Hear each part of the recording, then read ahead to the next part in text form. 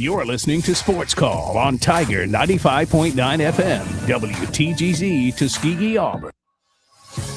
Since 1995, Alabama's sports talk leader, Tiger Communications, proudly presents Sports Call. It's time to join our Sports Call crew as they discuss the latest headlines and happenings around Auburn and the entire sports world. To be part of the show, give us a call at 334-887-3401 locally or toll free at 1-888-9-TIGER-9. We're taking phone calls all show long and want to talk about whatever you've got on your mind. And now, coming to you live from the loveliest village on the plains, Auburn's first and Auburn's favorite sports talk show, Sports Call.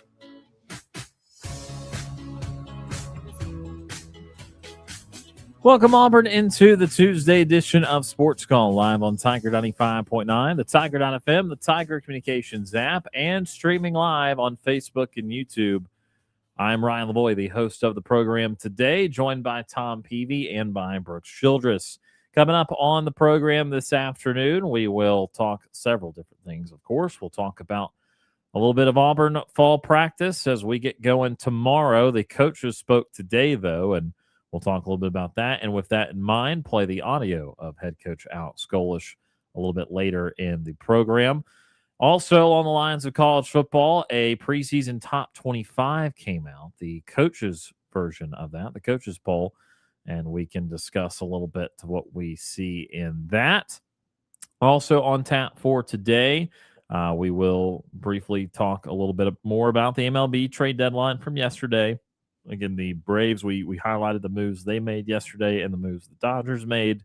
We'll tell you more of the overall sentiment of the grouping. And in the 5 o'clock hour today, we will talk Vanderbilt football as we continue to preview all 16 SEC schools in a 16-show period. We're up to number 13 in the preseason SEC poll, and that is Vandy. So we'll talk about them today.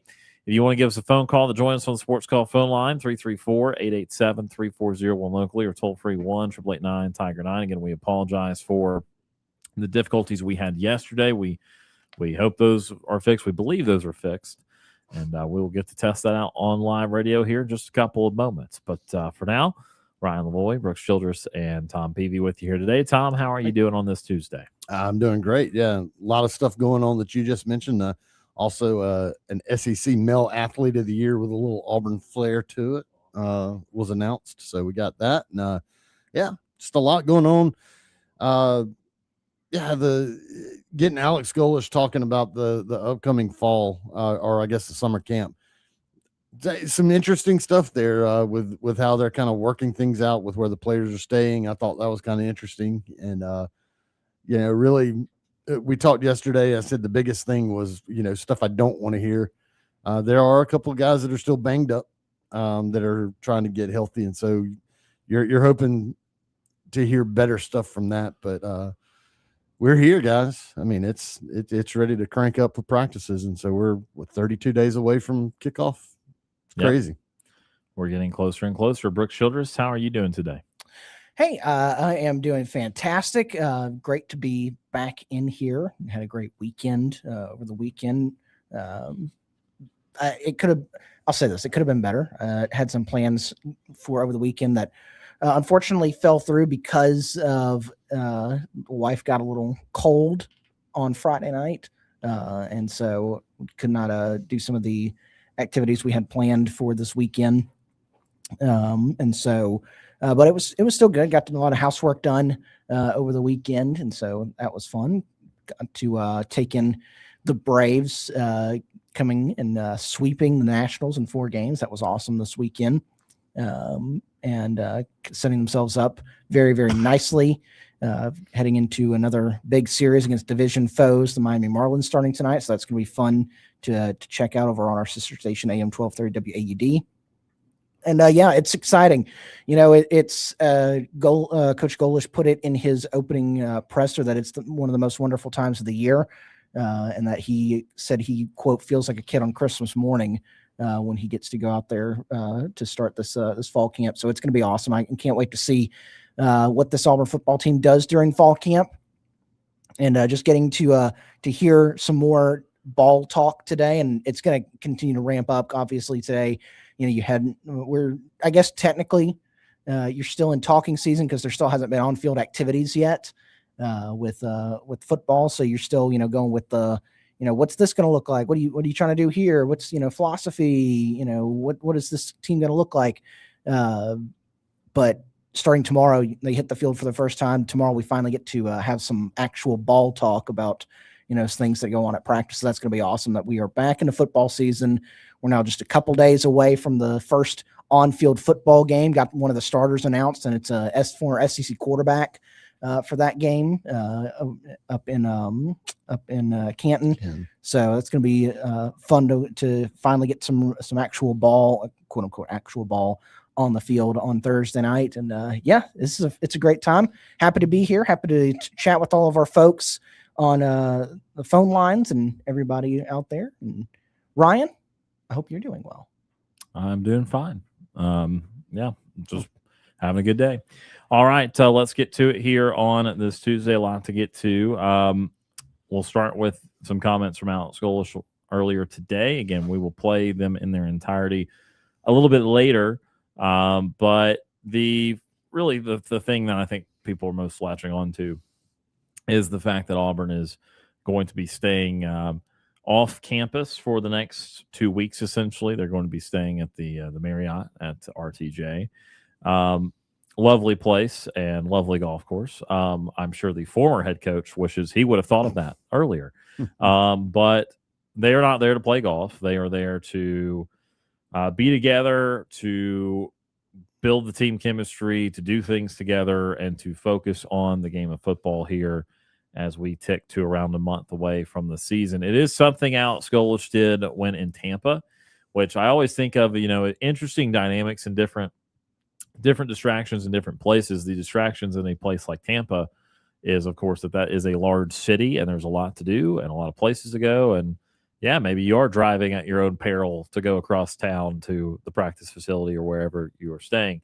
Auburn, obviously, with the college town dynamic, not as much in the way of, a ton of things to do or a ton of ways to get in car access, this, that, and the other thing, ton of traffic, blah, blah, blah. But of course, when you have the campus dynamic to it, again, you can be focused on other things that are not football related as you head up to the semester. So I don't have a strong opinion on it to bury the lead on my end, but it is a little bit more unique, and it is, I think, an outside the box way of thinking when it comes to trying to gather team chemistry in an age where you have players for a shorter amount of time.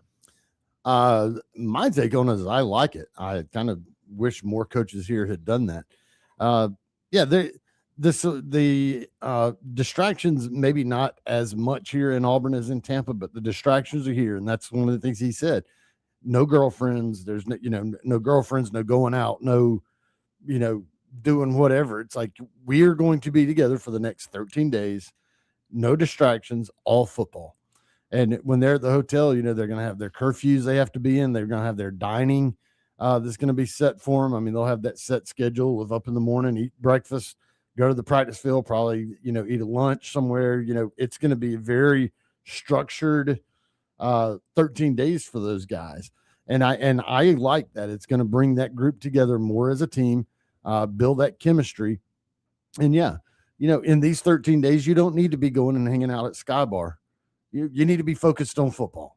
You don't need to be hanging out with your girlfriend until 3 or 4 o'clock in the morning when you've got to be up and ready to go to practice the next morning. No distractions. It's football. And I like it. It reminds me kind of the old school stuff that you used to hear about the old Junction Boys, where they would, take the team out into the middle of nowhere and practice, way away from campus and build that team chemistry out in the middle of nowhere. But, I'm going to assume there's no Junction Boys type stuff going on with this, but it's still getting them away from campus, getting all distractions out of the way and just focusing strictly on football for 2 weeks. And it's a good thing. I like it. I'm with you, Tom. I think it's a good move.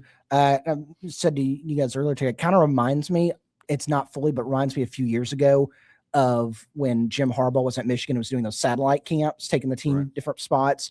Obviously, they're still practicing at Auburn and still doing everything in Auburn, but you're getting the team away. You are getting them to bond. And we mentioned it last week when the first reports came out that this was a possibility.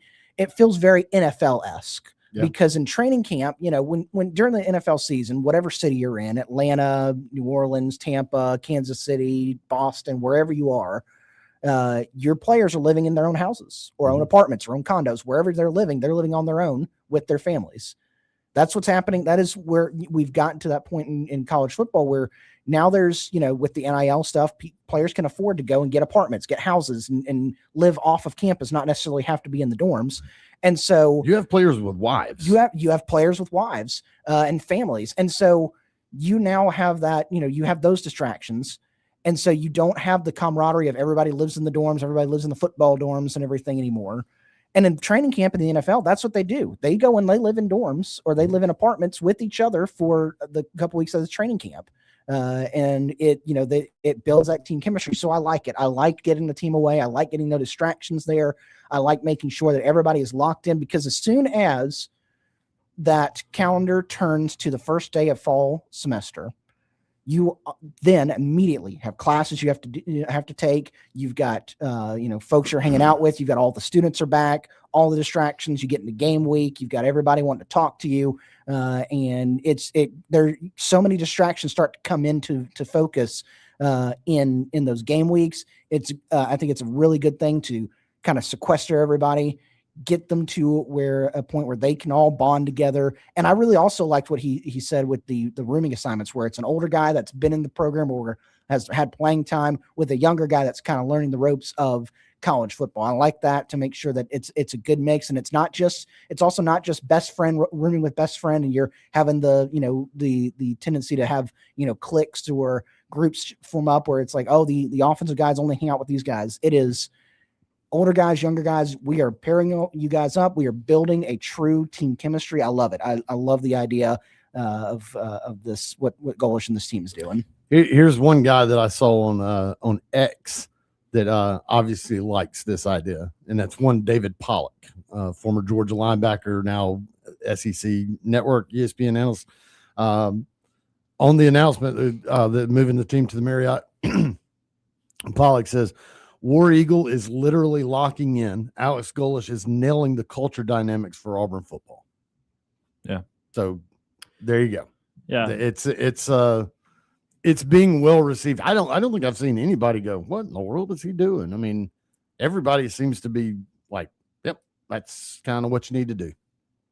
Yeah. Again, like I said, I mean, I think it's a good outside the box thing to do because you are constantly struggling to figure out how your team can gel quicker because you don't have the years of experience together, and which was the nature of it. And this is something where you just kind of, it's like a football mini camp and you just live and breathe and do nothing but football for 2 weeks before, as Brooks alluded to, you got a bunch of other things going on in the classroom and all kinds of things. So I think it should go over pretty well. I mean, I hope it translates, and it's going to be really hard to quantify, win-loss record. Did it have anything to do with what's going on? But I mean, I think it's a good attempt to try to get it to where you have the best possible chance of having that team chemistry you're looking for, and trying to build some cohesion in the team and have the guys know each other well, like each other. Again, focused on football, everything there. And if you don't like each other, you're kind of away from everything, and you can work those things out. There you go. All right, let's grab a phone call here before we take our first time out of the show. 334-887-3401 locally, or toll free 1-888-9-TIGER-9. First here today, TP from Orlando. TP joins us. TP, how are you doing today? Well, it would seem that I have survived the hurricane that I thought I was going through yesterday, but it is about to storm here. How are you guys doing on this fine Tuesday afternoon? We're doing well, and we're doing well that we can hear you clearly, so that's good news all the way around. Doesn't sound like you're flying on a jet. Well, I'm happy to hear that, and I have a few questions up my sleeves. And the first one, I alluded to it yesterday, is for Ryan Lavoie, a great man. And I think he'll be able to help me with this. And that is about the Cal Golden Bears, an ACC foe of the North Carolina Tar Heels. My question about Cal, which I know never gets talked about besides that home and home they had with Auburn a few years ago. The question about Cal is, I'm not sure if you've been following along, but they hired Oregon's defensive coordinator, Tosh Lavoie. Yep. I hope I'm pronouncing his last name right. Lavoie. Lavoie. They had a pretty good transfer class, and they've gotten some pretty good. It seems like they're doing well in recruiting, at least, and they have a really good quarterback, and JKS, who I think will be a Sunday starter eventually. But my question is, what do you? I know this is a prediction day about Vanderbilt, but can you give me what do you expect, or what do you feel like might be the ceiling or the record of the Cal Golden Bears and Coach Lapoi's first year? So you mentioned JKS, and Sagapulotele has been, I think, an undervalued quarterback. Like, I think there was a world, and granted, same school. I won't go to all the way Mendoza's level, but if he had gotten in the portal, he would have gone to a big time school, and someone would have been really happy about that. So Cal retaining him, even as one, a struggling program, and two, with a new coach, huge deal. Schedule wise, looking at it now, you go to their non-con, and their big non-con game is UCLA. That is a winnable game. I'm glad that a Cal and UCLA would play each other. That feels like I've seen that in a conference one time. Their other stuff, very doable non-con. As far as conference is concerned, Clemson is obviously always a big one. They got SMU on the road late, but really they don't have some of the key cogs in the ACC, such as a Miami, such as even a Louisville, even a Georgia Tech, which I would value as a tougher team with what Brent Key's doing. So, to answer your question, I think they're definitely a bowl team, and I think that if they wanted to surprise some people and be around the 8 or 9 win mark, they would be a candidate for that. As a little bit of a hot takey 9-3.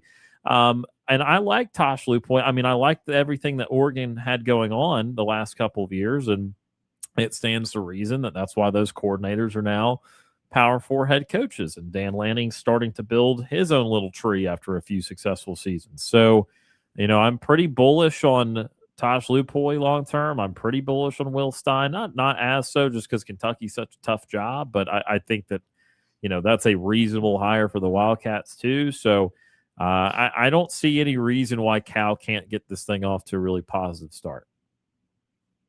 Well, my follow-up question about that is, I saw they raised, I was just looking at it, they've raised like $41 million for athletics and I guess NIL. And my question is, their arch rival is Stanford, who about 10 years ago was, on top of the world. It felt like, at least almost on top. As close as you can be. So why has it been that Stanford is so lackadaisical about just, you can see, Ryan, I know, and Brooks and Tom, I know you guys know that Stanford used to be incredible in baseball. Like, they'd always host regionals. They were, I think, the number 2 seed a few years ago whenever Auburn knocked them out of Omaha. Why is Stanford taking such a backseat to athletics?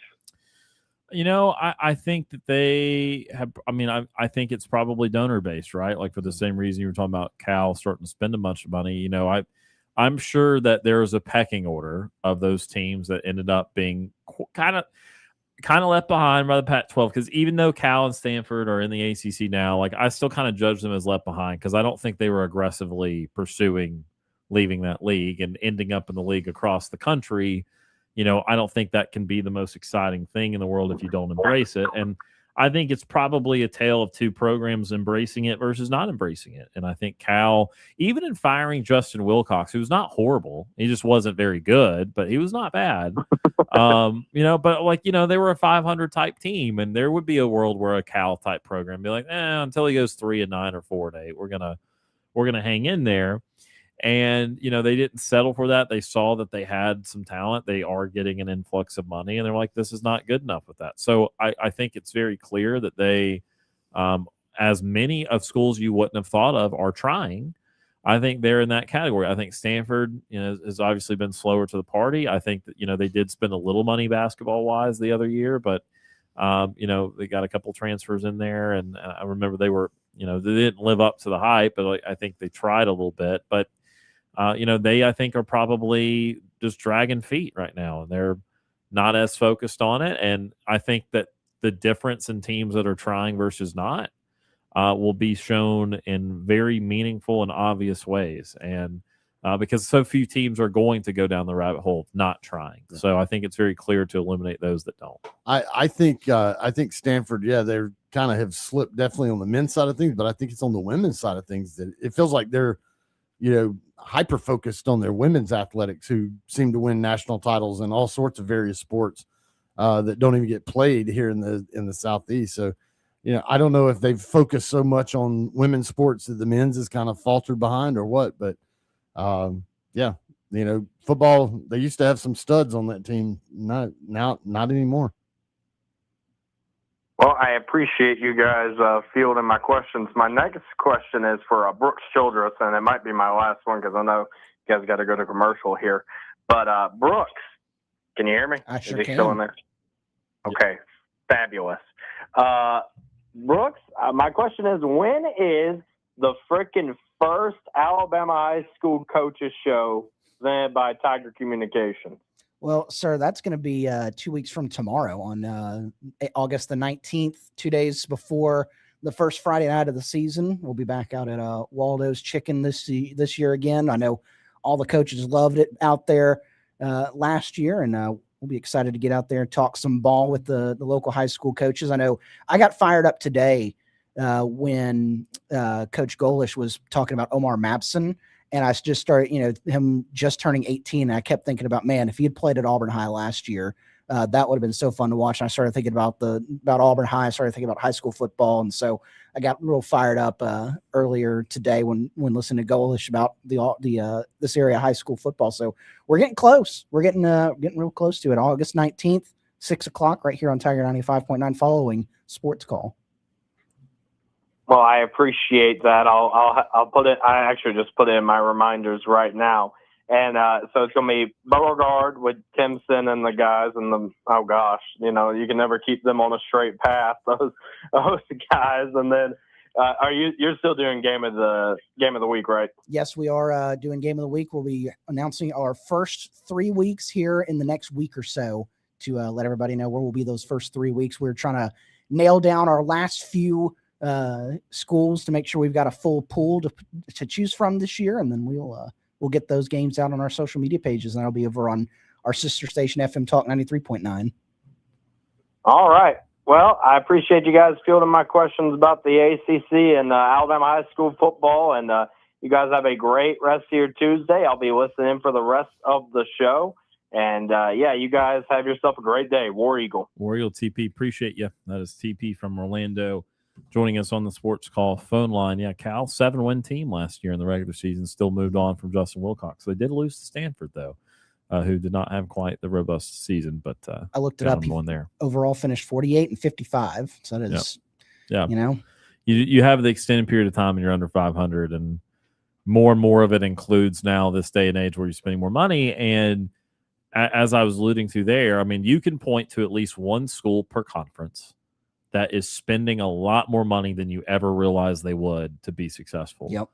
And more conferences than not, there's more than one. But, now that there's more power and you can be more open about it, and not feel like there are rules that are going to bonk you on the head, people are like, I want to see a winner. I love this team. I've been going for years, but I wasn't really contributing much because it was all had to be under the table, and I wasn't comfortable with that. But now it can be over the table. So over the table I fly, and so does my checkbook. And, we're talking Vandy in the SEC. We're talking Texas Tech to be one of the top in the country. It's not that we didn't think Texas Tech had any money, but that they're one of the top 3 to 5 spenders by athletic department now. That's a new norm for them. And, you're talking about, TP even with Cal, but in the ACC, I was thinking SMU and how much they're trying to spend. And, Big Ten related, Indiana obviously is joining in on the fun compared to what we, thought they would do. And all kinds of things. You start to see some of the where you check out all of the different colleges, and you're like, this university's got a pretty big alumni base. Why aren't they better? So now you're starting to see that a little bit more, where some of these deceptively big alumni bases are starting to throw their money around a little bit more, because they're like, hey, we can do this now. We've seen the blueprint that we can throw money at this and it can work. And so I will not be shocked some of these schools that have bigger alumni bases, maybe in the future, maybe a UCF. They've got a huge alumni base. One team that I've always been, and they can't, I don't think they can reach the national level, but Rice has a huge alumni base and a very wealthy alumni base. And it's like, they were good for a while. And then they've just kind of, been meandering around in the group of five these last decade or so. And that's a team that I wonder if some of their fans will start throwing some money behind, that'll get them to, again, not a Power 5 level, but get them up in the group of five a little bit. Well, and that's what remains to be seen. I would have a couple questions for a group of 6 schools. One, do you feel that if you start throwing a bunch of money at it, that would actually force your way into the next round of realignment into a power conference, because you are now showing an appetite to do it, and you're going to take some deal like SMU did to the ACC, where they're not taking TV revenue for the most part for the next 8 years or so. So can you kind of strong arm your way into success and being desirable, or do you have to wait a little bit and you can't really afford to go do several years in a row of spending, so therefore you start to have your ears perk up when the other conferences start looking, and that's when you start to make the crazy offers and that sort of thing. And I mean, you just wonder about that, because if you're a group of 6 school and you don't know what the end goal would be other than to get to a power conference, does it behoove you enough? Do you generate enough interest in your program to spend not on the $40 million rate or the $30+ million rate that these football rosters are costing this year, but whatever a high number for a group of 6 school is, are you willing to do that just to go 10-2, win your conference title, and go to, the 15th best bowl game, whatever that may be? Is that enough attention or prestige to warrant that for you? Or are you going to say, until we get to a power conference, this doesn't make sense? And so that would be questions I would love to hear from group of 6, because I get the feeling you talked about UCF. TP a week or so ago asked about USF. I think South Florida people are trying to pour a bunch of money into the thing because they're really upset that UCF's in a power league and they're not, and they want to be a part of the next round of realignment. So they, I feel, are already opening the checkbook. And I felt Golish had a decent NIL budget last year at USF, and I feel like that's happening again with Heartline, and they built the new state, or building a new stadium in Tampa. So, schools like that, very interesting to see how they strategically think too. All right, let's take our first time out of the program today. On the other side, we'll go back to the Sports Call phone line. You're listening or watching the Tuesday edition of Sports Call on Tiger 95.9, the Tiger.fm, the Tiger Communications app, and streaming on Facebook and YouTube.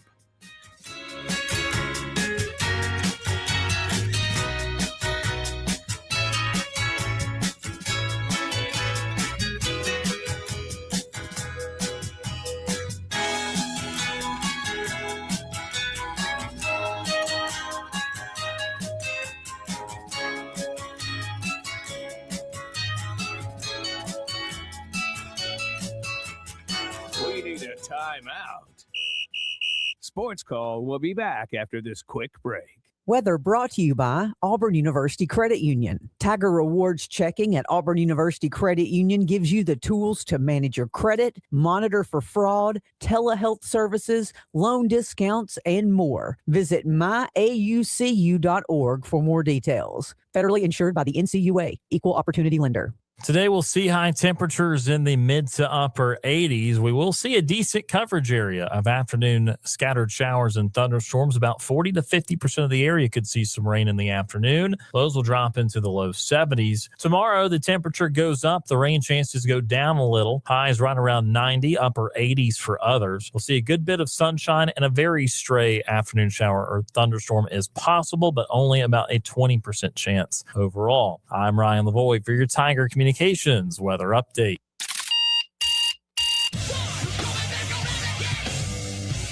Weekdays from 6 a.m. until 10 a.m.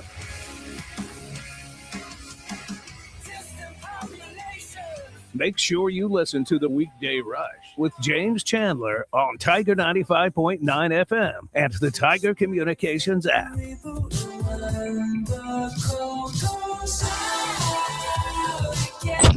Good morning, my neighbors! Some beers are made to blend in. Blue Moon Belgian White was brewed to stand out. Crafted with Valencia orange peel for a bright citrus taste and a smooth, refreshing finish, it's the perfect way to elevate any occasion. Served best with an orange garnish, every sip brings out its signature flavor. Whether you're unwinding, after work, or gathering with friends, reach for something a little brighter. Blue Moon Belgian White. Made brighter, please enjoy responsibly.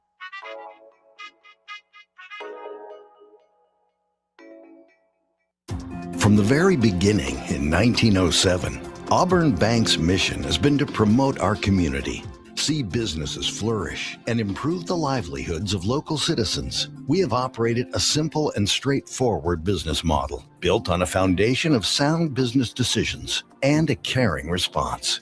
Our local team stands ready to discuss your financial needs and goals. Auburn Bank, champions of you. Member FDIC. Online at auburnbank.com.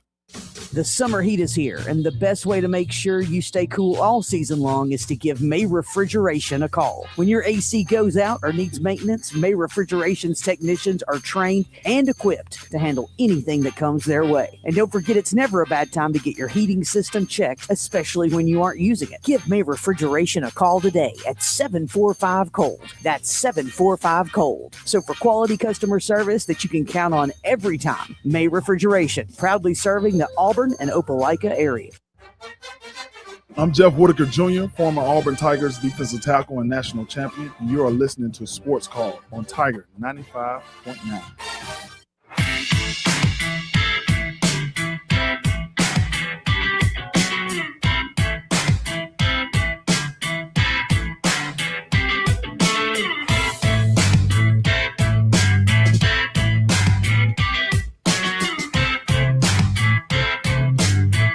Welcome back. This is the Tuesday edition of Sports Call, Tiger 95.9. Ryan Lavoie, Tom Peavy, and Brooks Childress with you here today. Let's head back to the Sports Call phone line, 334-887-3401 locally, or toll-free 1-888-9-TIGER-9. Next up today, James from Montgomery. James joins us. James, how are you doing today? I'm good, and War Eagle. War Eagle. I know that y'all were talking about, the off practices from Auburn University and where the players can and cannot go. If I was a football player for Auburn and under Coach Alex, I'll just have to stay, probably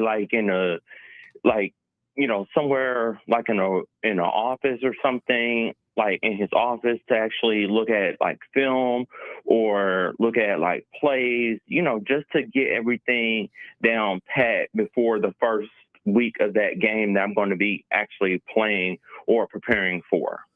Oh, yeah, no, they do the film part too. Again, they're just staying, sleeping off campus there. But they bring them all to campus to practice and hang out there in the athletic facility, watch tape, that sort of thing. So doing things a little bit differently, but very intriguing, and I don't mind the idea.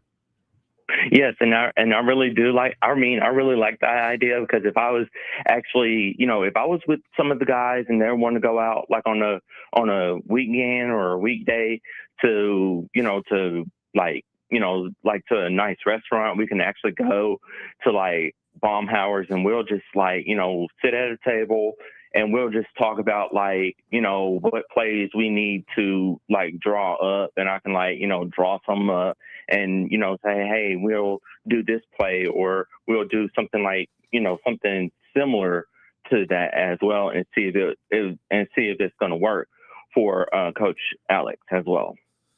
Yeah, definitely want that bonding time, and they'll get a lot of that over the next couple of weeks.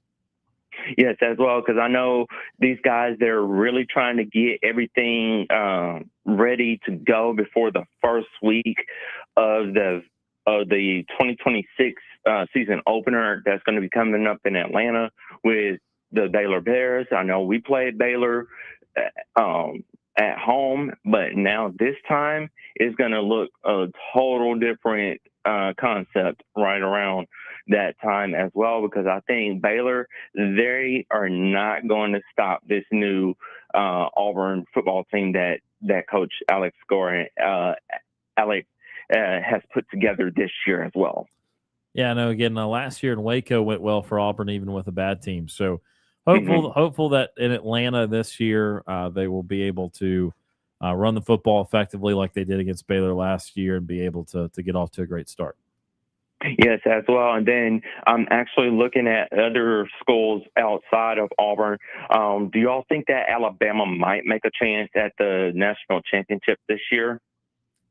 I don't love their chances to win the championship. I think they could be a playoff team. I think that they're going to probably be either the third, fourth, or fifth, somewhere in there, best team in the SEC, just depending on multiple factors. But, I think they'll be good. I just don't think they'll be great. And I think that's kind of the new normal under Kalen DeBoer. I would say that they do have some potential, and they might have the occasionally great season. But I think they're just going to be kind of a baseline good team and see if they can elevate themselves from there.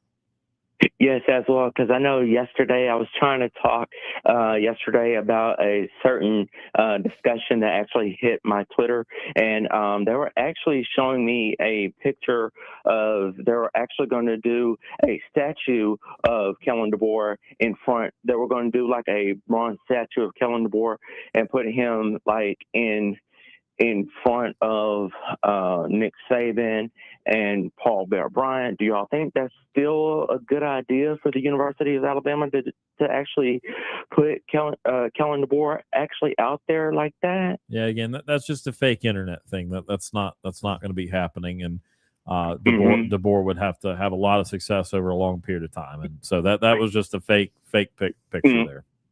Yeah, because I actually did catch that as well, and with some of the comments as well with that picture. I know a lot of people on Twitter was actually saying, "Oh, that's going to happen." No, it's a fake account that somebody did. That is not going to happen for the University of Alabama. Just like you said, Alabama is not going to make it to a national championship. They might make it to a playoff, but I just have to see how they're going to probably look good to actually make it to a playoff push as well. But I just have to see how many games Alabama would lose this year as well, because any game that Alabama actually plays against, I always pick the opposing team that they're playing against as well. Yeah, always trying to root for the other team. What else is on your mind today? Well, I am covering the biggest sporting event that's coming up tomorrow. It is the NFL enshrinement ceremony. So I'm actually covering it as well, and I'm ready for the Hall of Fame game between JJ's team of the Carolina Panthers, and they're playing against the Arizona Cardinals. So I am going to go and put my chips on the table and root for the Carolina Panthers to win in the Hall of Fame game this coming up Saturday as well.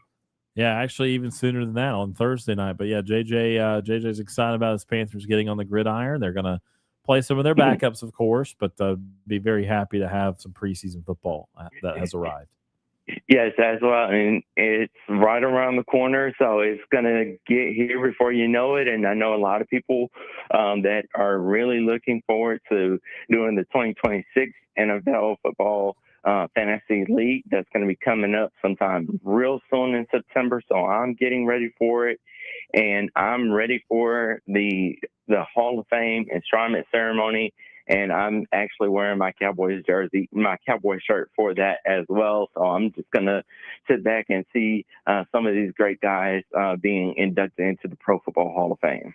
Yeah, I know it's one of your most exciting weeks. I know you're really, really excited about everything. So glad we're nearby, and glad we've got the Hall of Fame ceremony stuff this week, and then football right on the horizon. Yes, as well. And then this coming up weekend with NASCAR, they're actually going to be doing another race. So I think they're going to be doing one this Sunday. I'm quite sure they're going to do one, but they have a week off. And they're just going to probably do another race because this is actually getting to the playoff contentions right now. And it's really looking good this time around as well. So this is like the end of the regular season for the 2026 NASCAR circuit as well. Yeah, still got a few more races to the playoffs. Got Iowa, Richmond, New Hampshire, and then Daytona. But yeah, Iowa this weekend, and you're right, they were off last weekend. So good to have those guys back on track coming up this weekend. Any final thoughts for us today, James? Before I let you go? The only final thoughts I actually have, did you all actually hear about the new WNBA team that just came into the league? I think it's the Cleveland Spartans, if I'm saying their name right. Sirens, yeah, Cleveland Sirens. Yes, and I'm actually going to see how their schedule is going to look for the 2028-2029 season. So they're just trying to find a good home in Cleveland and seeing what's going to happen. And with that being said, my Dallas Wings, we're actually going to be moving. They're actually taking the team out of the old stadium, out of College Park, and moving them into American Airlines Center, where the Dallas Mavericks and the Dallas Stars actually play. So they would actually have their last two games in College Park this weekend and next weekend, and then they're just going to relocate down the block as well. Yeah, exciting things there for the WNBA, and yeah, especially for Cleveland, who's getting a franchise there. All right, sounds good, and I'll call y'all back tomorrow with NFL Hall of Fame NFL trivia as well. All right, looking forward to it. All right, sounds good. War Eagle. War Eagle. That is James from Montgomery joining us on the Sports Call phone line. We're going to head to our final timeout of hour number one. Back with much more. This is the Tuesday edition of Sports Call on Tiger 95.9.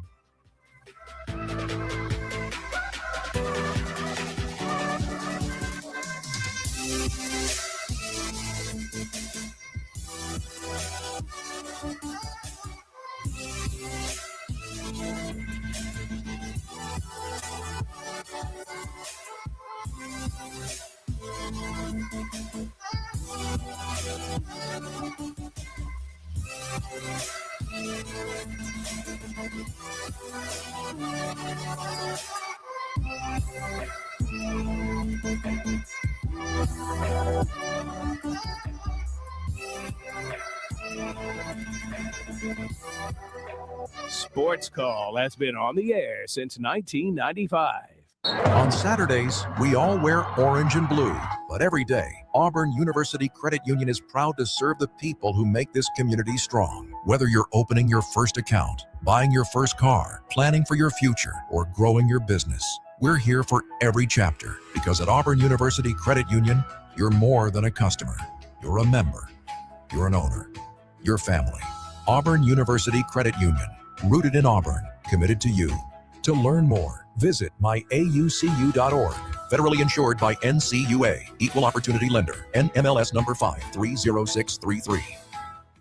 Hey folks, dinner time just got a whole lot easier. Swing by Waldo's Chicken and Beer on South College Street and grab the family meal deal. We're talking a whole bucket of bird, plus those famous cheesy biscuits, fresh coleslaw, and 2 sides. Go creamy mac and cheese, collards, potato wedges, whatever feeds your flock. And hey, make it a Thursday thing. It's kids' night at Waldo's. Bring the family, hang on the patio, play a little golden tea, while the grown-ups kick back with a frozen Waldo Rita. Good food, happy kids, and a little time to relax. What more could you ask for? Waldo's Chicken and Beer, South College Street in Auburn. Whether it's enjoying a night in with good friends and close family or having some fun in the great outdoors, don't forget to grab an ice-cold Coca-Cola from one of your 17 local 2K's convenience stores. Every sip of an ice-cold refreshing Coke helps make whatever you are doing memorable. With a variety of options to choose from, 2K's has a Coke for every occasion. So don't forget to stop by any one of your local 17 2K stores today and pick up an ice-cold Coca-Cola. Looking for a new fitness home? Look no further than Tiger Iron Gym in Auburn. Our fitness area spans over 20,000 square feet, providing ample space for all your workout needs. Featuring an AstroTurf training area, an extensive range of cardio equipment that will get your heart pumping, and we are one of the largest 24-hour free weight gyms in America. Worried about parking? Don't. We have you covered with tons of parking spaces so you can focus on your workout. And we are open 24 hours a day, 7 days a week, 365 days a year to fit your busy schedule. Plus, we're locally owned and operated, not some big corporate gym. And you can experience all of this for just $29.99 a month with no contract. Join us today and take charge of your fitness goals. Tiger Iron Gym, South College Street in Auburn. Hey everybody, I'm Brian Watts, host of the Southeastern Land Show, realtor and forester with Southeastern Land Group. And I'm Kerry Farrington, co-host Southeastern Land Show, realtor, Georgia broker with Southeastern Land Group. We'd like to invite you to tune into our radio show, the Southeastern Land Show, every Saturday morning on FM Talk 93.9. The Southeastern Land Show is a show about topics regarding land, from first-time land buyers to seasoned investors to farmers to entrepreneurs, and we even have special guests. There's a wide variety of topics covered each week that will be informative and entertaining to you. We also have contributors from our Southeastern Land Group team on as well. That's the Southeastern Land Show every Saturday morning on FM Talk 93.9. Let's get back to Sports Call on Tiger 95.9. Feel free to give us a call at 334-887-3401 or toll free at 1-888-9-TIGER-9.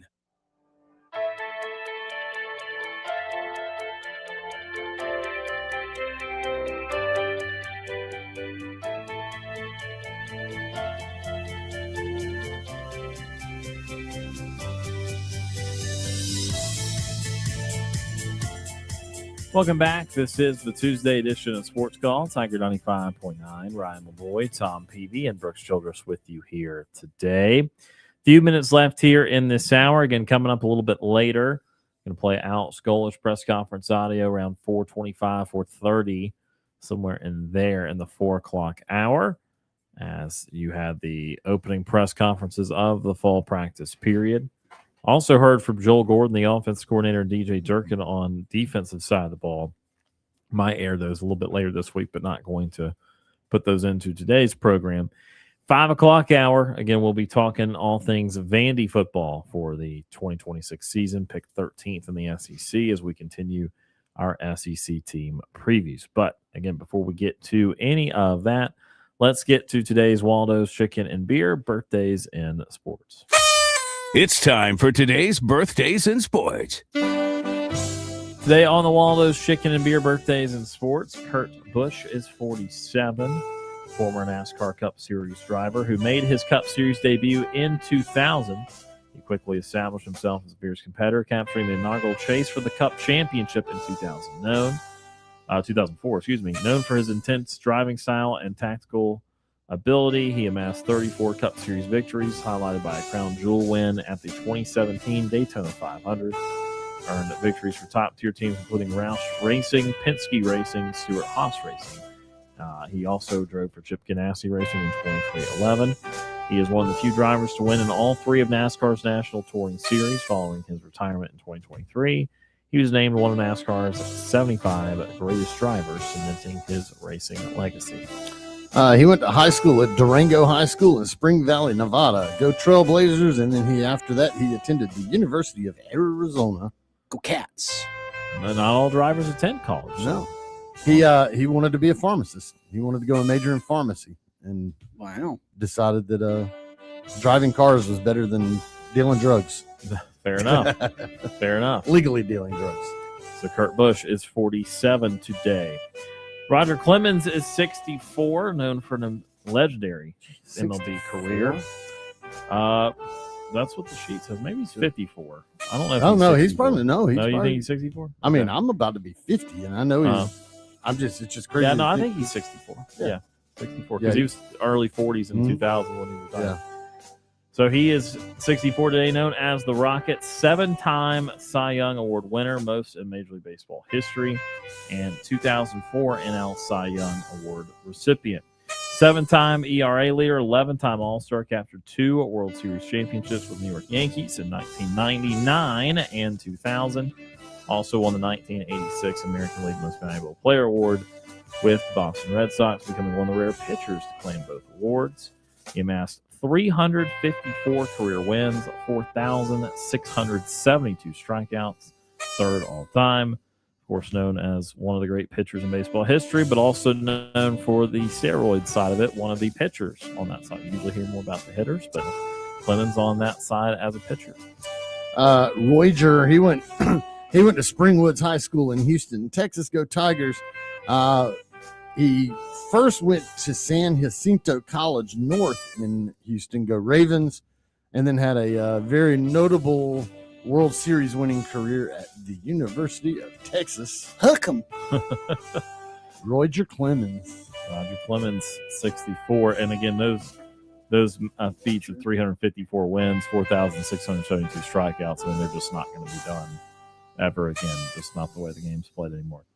Jeff Gordon is 55, iconic former NASCAR Cup Series driver who was a 4-time champion in 1995, 1997, 98, and 2001. Helped transform stock car racing into a mainstream sport. Drove the legendary number 24 Chevy for Hendrick Motorsports from 1992 to 2015. He captured 93 Cup Series victories, placing him third on NASCAR's all-time win list, renowned for his smooth and aggressive driving style. Across all tracks, he earned 3 Daytona 500 wins, 5 Brickyard 400 victories. Inducted in the NASCAR Hall of Fame in 2019, remains one of the most influential figures in the sport and continues his legacy as vice chairman of Hendrick Motorsports. Oddly enough, he went to Tri-West Hendricks High School in Liston, Indiana. Go Bruins. Destiny. That is destiny. He goes to Hendricks High School, to Hendricks Motorsports. Hendrick Motorsports, yeah. Very close. Well, Hendrick, yeah. But close enough, yeah. Odd. So Jeff Gordon, he now even wears like the vest like Mr. H does. So like people just joke he's just becoming Rick Hendrick pretty much at this point. But he ran cross country in high school. There you go. Graduated in 1989. He wanted to go fast. Traded in 2 wheels for 4. Yeah. The entire time. Jeff Gordon, 55. And last up today on the Waldo's Chicken and Beer birthdays in sports, Tahad Pettiford is 21, of course, point guard for the Auburn Tigers. Eagle. Hailing from Jersey City, New Jersey, he emerged as one of the nation's premier high school recruits while starring at Hudson Catholic Regional High School. Go Hawks. A consensus top-tier 4-star prospect, he earned prestigious national selections as a 2024 McDonald's All-American and Jordan Brand Classic participant. Known for his explosive quickness and left-handed perimeter scoring, Bedford made an immediate impact upon joining Auburn in 2024. He earned SEC All-Freshman team honors during his rookie season and quickly developed into a primary playmaker for the Tigers. As a sophomore, he surpassed 1,000 career points while earning NIT All-Tournament team honors and leading Auburn to that NIT postseason tournament title. Tahad Pettiford is 21 today. And again, those are the Waldo's Chicken and Beer birthdays in sports. Tahad Pettiford is 21. Jeff Gordon is 55. Roger Clemens is 64. And Kurt Busch is 47. And you always have the fun ones in birthdays. I believe yesterday was the day we had all football. And now today you have no football. You got some basketball, baseball, and racing. Again, both Jeff Gordon and Kurt Busch on the same day. That's a heck of a day for the world of NASCAR. All right, again, about out of time for hour number 1 of the program. Again, coming up in hour number 2, more your phone calls on the Sports Call phone line. We will get to that press conference audio of Alex Golish, again, opening up fall festivities. Again, the first official practice tomorrow, but the head coach and coordinators meeting with the media today, so we will air that a little bit later. And, of course, again, today we continue our trek through all 16 SEC programs with a look at Vanderbilt football a little bit later. You're listening or watching the Tuesday edition of Sports Call live on Tiger 95.9, the Tiger.fm, the Tiger Communications app, and again, streaming live on Facebook and YouTube at Sports Call Auburn.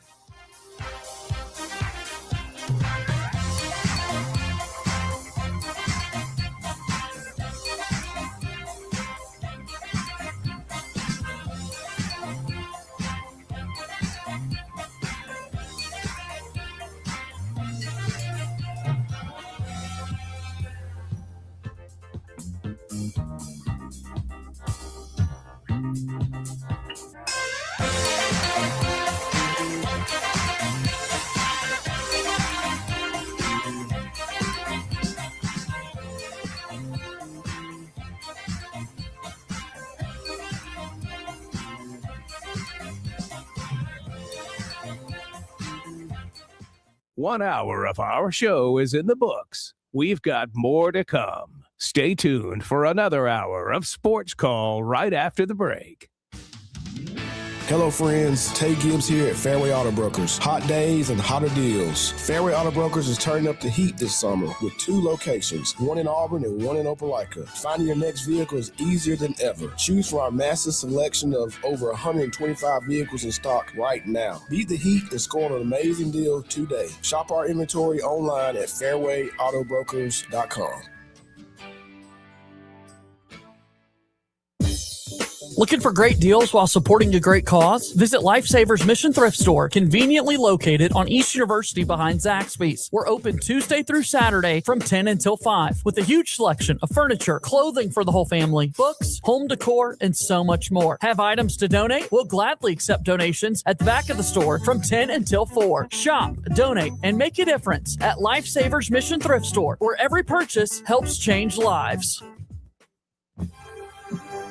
TK's Convenience Stores have a brand new look. That's right. Look for the red, white, and blue. It's Arco, American-owned top-tier gasoline, now at select TK's locations. Need great gas at a great price? TK's and Arco have you covered with the best price gas in town. American-made fuel for you and your family. So roll into your neighborhood TK's today, where TK's and Arco are as American as apple pie.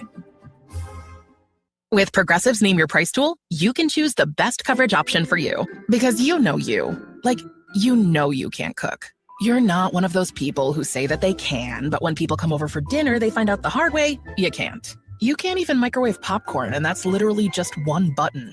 Plus, measuring and patience are huge parts of cooking, and that's just not you. Only you know you. So get coverage options within your budget with Progressive's Name Your Price tool. Progressive Casualty Insurance Company and Affiliates. Pricing coverage match limited by state law.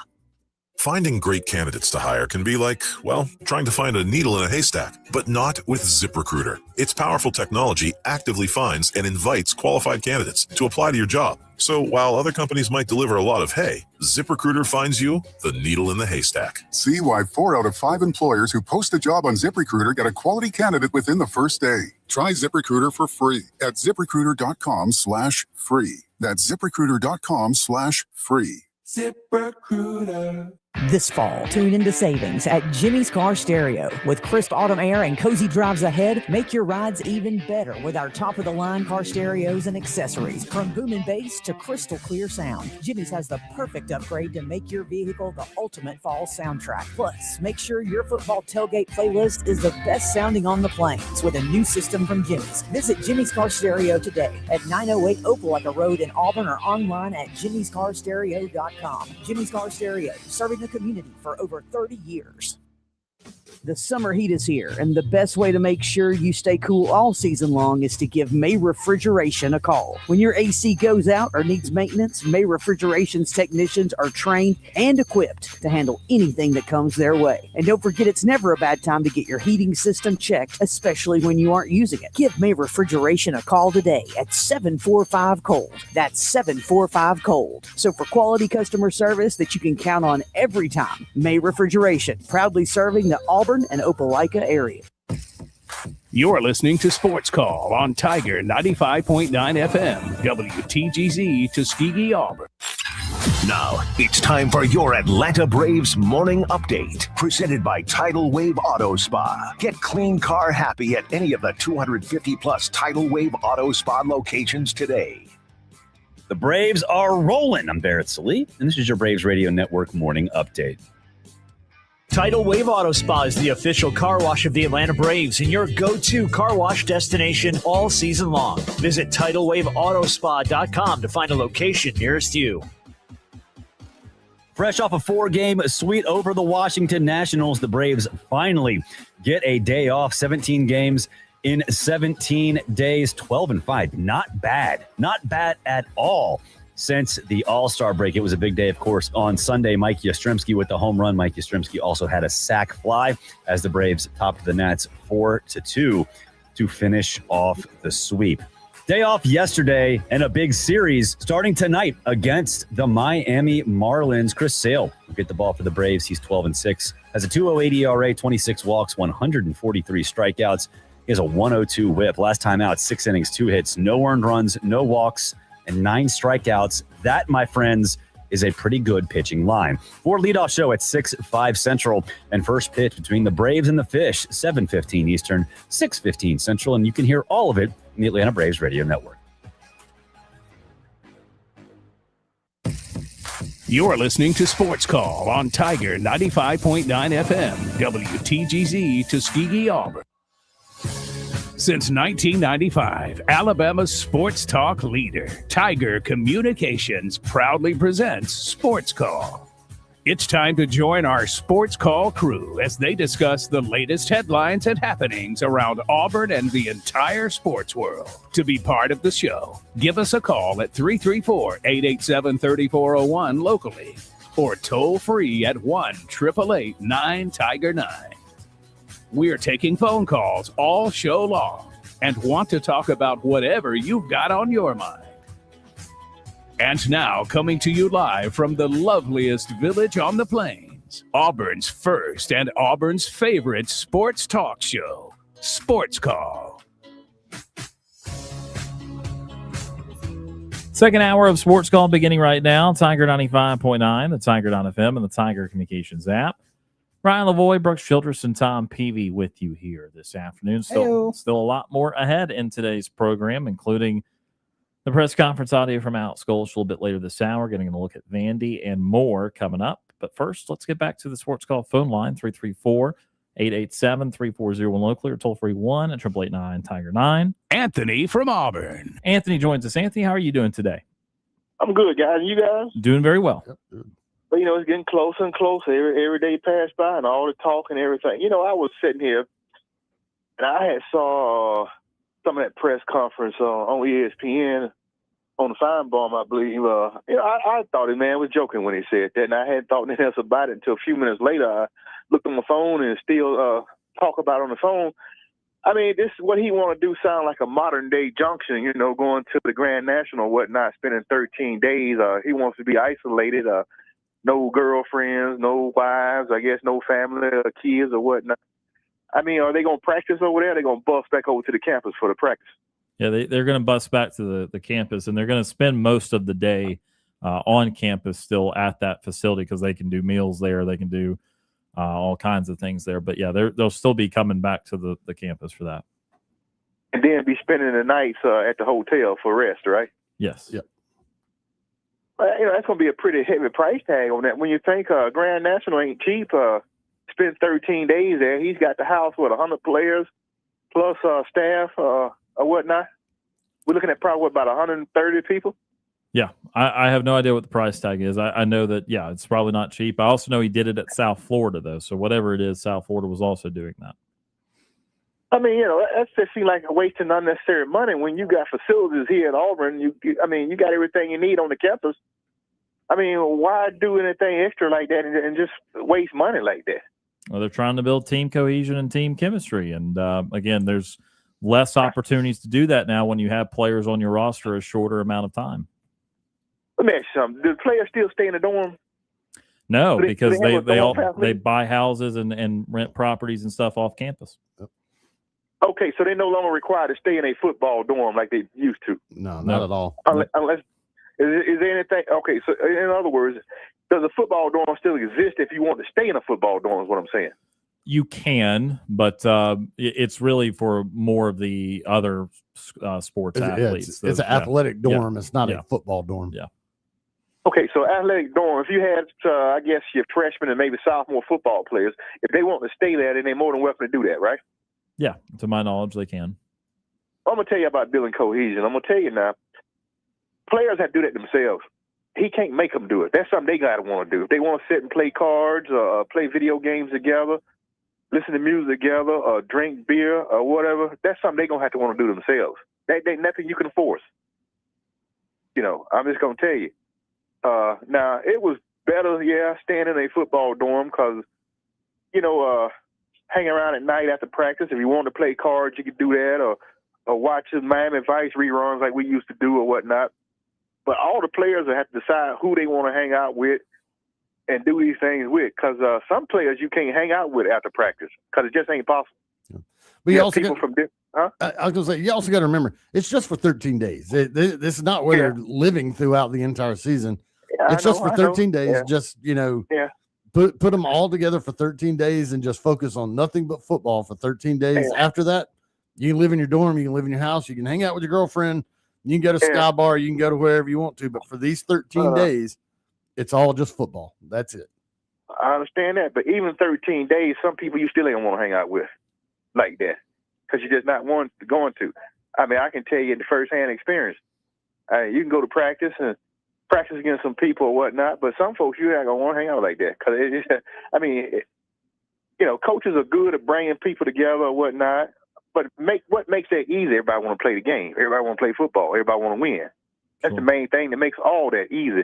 But, I don't know if it's going to work. I mean, this is a new day, a new time. You're talking spending 13 days like that. I'm not sure if these guys are going to go for that. They can't see the girlfriend, especially the girlfriends in town. They're going to spend 13 days. So is he going to spend 13 days away from his wife? Yeah. Yeah. That's exactly what that's pretty much. Yeah. Your focus for these 13 days is nothing but football. Well, that sounds like something Bear Bryant used to do. Back then, something like that, but you're talking 60 years ago when stuff like that went on and it worked or whatnot. But this day and time, I don't know. That might be asking a little too much. Well, now Brooks brought it up that NFL teams do this. Whenever That's NFL teams do their camps, they all stay in apartments or a dorm, wherever it is that is at their facility. And they sequester themselves away for training camp. They don't hang out with their families or anything. They spend that entire training camp living together, practicing together, and that's it. And then once the season starts, then it's, you do what you do. But for this training camp, for these days, it is just that. And I mean, this is not something new that Auburn's doing. Golish did it at South Florida. NFL teams do it. And I'm sure there's other college teams out there that do the exact same thing. Well, yeah, I'm well aware of NFL teams doing that. Well, let me ask you this, then. Couldn't that arrangement could have been made where that could have been done on campus other than going off of campus for housing? Well, to be fair, if, some of these guys are not living on campus, you still also during this time, you're going to have kids moving in, you're going to have normal college students moving in. So those dorm rooms that they would be staying in on campus are occupied by somebody else. They can't keep those students, regular students and other athletes from moving into those dorm rooms because a football player's got it for these 13 days. Well, let me ask you this, then. Don't you think now it's time to get the fundraising going, to build a complex, especially for something like this that can be used by the football team or whatever athletes on campus, whatever sport you're playing? Go ahead and build a complex to take care of that. That way you ain't got to worry about going off campus somewhere and use them. What would you use it for the rest of the year? Well, like I'm saying, you got all these sports. So when the football ain't using it, then basketball, whoever else can use it or whatever. Well, that was kind of the intent when baseball or whoever, whatever sport you got going on, track and field and everybody. That was kind of the intent when they built the South Donahue dorms, though, and the original complex and facility and that sort of thing. And then it got to where football wanted to isolate a little bit more, so they got the new football facility where the old track and stuff was. And then because, again, with these other programs and these guys that are now staying at the South Donahue dorm that are not football players. The football players now making $500K, $1 million. They wanted to go buy their own place and kind of invest and do their own thing off the campus. So it kind of, I think that was intended several years ago, but the way things have kind of moved, it's kind of become back to where it was, to where, there's not the isolated necessarily part of campus for football players. Cause again, they don't really want to all be there, but yet there are the football only facilities so that they can go. Golish was saying, they can go take naps in there. They can go, unwind, do a bunch of stuff that's not even necessarily football related in there on top of their football activities. You could go back to that. Just put in the contracts. That take care of that. They just said, this is what we're going to do. If you want to be here or not, then this ain't the place for you. The other thing I want to mention is the cost, and I don't know what the university is paying Grand National for that, but I mean, there's also the very good chance that Grand National could either be, donating these rooms and use them as a tax write-off or just a discount price or something like that to, because, they're getting to bring these guys into the hotel and everything. So I don't know. I don't think it's that big of a deal. It's like I said, it's just for the 13 days and let them do their thing. I mean, that's a possibility what you're saying for the tax write-off or whatnot, get some good positive publicity or whatnot, and, But I'm just saying, main thing, I'm just saying from the money standpoint, that's what I'm talking about. I mean, I know teams have done stuff like this. Matter of fact, somebody had did something spring practice like this once for maybe 3 or 4 days, and people got upset about it. I can't remember who did it, but it was a while back. I think, are you talking about when Jim Harbaugh did those satellite camps? Yeah, exactly what I'm talking about. Yeah, we kind of compare. I kind of compared it to that a little bit earlier. The only difference is you're not, taking the whole team to a different state and trying to do that. You still practice your own facility. But people have thrown out because there were NCAA rules. I don't know what the current rule book says, but there were NCAA rules that said, hey, you really aren't supposed to take your kids and practice out of state, and that's where Harbaugh got in trouble. But there's been people that have thrown out Auburn and Alabama doing satellite camps in like Mobile or Birmingham or taking them around the state. Cause I don't think at least when this happened, when the Harbaugh stuff went down, there wasn't a rule that said you couldn't do it in your own state. It was just the gray area of taking them out of state. Man, I tell you, like I said, it's like a modern day junction, so to speak. But we'll see what comes of it in 13 days, being sequestered like that and isolated, from everybody and get the mind right and see what kind of camp they have and how that carries on in the fall. Because I look at that schedule, got those 9 conference games. It's going to be a tall order there to deal with that. That first game is against Baylor in Atlanta. They're going to definitely have to win that first game to set the pace or set the tone for the season. If there's a slip up in that first game, then that very well could be trouble because looking at that schedule, they got some games. I mean, sandwiched in between Vanderbilt. They playing Florida and is it Tennessee? Florida and Georgia. Yeah, it's Florida, then Vandy, then Tennessee, then bye week, then Georgia. Man, and then after that, LSU and who else come calling? Yep, LSU, then at Ole Miss, then they host Arkansas, at Mississippi State, Samford, and then Alabama. There's not much room for error with that kind of schedule. It ain't. No, there's not. It's not. And, we talked earlier about these guys. Most of his offensive squad is consistent of guys from South Florida. Would they mentally be up for a Southeastern Conference slate every week? We're going to have to find out. We don't know that yet. Mentally be up for that every week. So we will find these things out. Yep. But I tell you, it's going to be tough. I mean, it's going to be tough for the schedule like that. Those games that's that close together. You're going from Florida to whoever the next week or a week in between. I mean, man, and everybody looking for wins because this team ain't done very well in the last 5 or 6 years. It really hasn't. No, they have not. And yep. No wins against Alabama in that time since, 2019? That is correct. And really hadn't had any big bowl games in a while. So I figure this year, if he can get eligible and go bowling, I think that'd be a success for this year. But then next year, he's going to have to really get it rolling. But this year, definitely got to go bowling. And if he can beat Alabama or Georgia or maybe Florida or Tennessee in there somewhere, get a win or here or there, then that would help. That would definitely help. But I don't know. Right now, it's hard to say, but having this offense he bringing in, it's going to be something different, something new. Going to catch some people off guard and do some things that some people probably ain't used to defending on a weekly basis or whatnot. So that very well could happen. He got an experienced quarterback, which goes a long way with running any kind of offense. So it's not like he coming in and got to start over with some quarterback that don't know his system. So he has a plus, a positive there over a lot of people in that area. But we'll see. It's going to be something. But, guys, I appreciate the time, and they're going to kick it off tomorrow for his practice, right? That is correct. Yep, getting on the field tomorrow. 2 times or just once? I think just once. They'll go tomorrow and they'll go Thursday before their first day off. Yep. And then are they going to have any days where they might practice twice and they got to have so many days off before they can do it again? That's the rule, right? I don't know if they do 2 days anymore. I think that they've gotten to the point where they practice a certain number of days in a row, have an off day, and they get a scrimmage somewhere in there. But yeah, I think of the next 13 days, basically the time period they're staying, obviously at the hotel, I think they're allowed to practice 10 times in that window per the NCAA. Oh, okay. Well, that's one time a day then. Yeah. How many hours can they practice? Good question. I think it's at least 2. I don't know how much over. That's all. It's not some huge 4 or 5. Yeah, I think it's like 2.5 or 3. Think right around 2-ish because I think that maybe 2.5. Yeah. I think they're going to start around sometime mid-morning and finish around noon. But them guys are lucky because when we were doing it, you talking 3 hours in the morning and another 3 hours in the afternoon. Back in doing them kind of 2 days. Yeah, they've changed it a lot. That's for sure.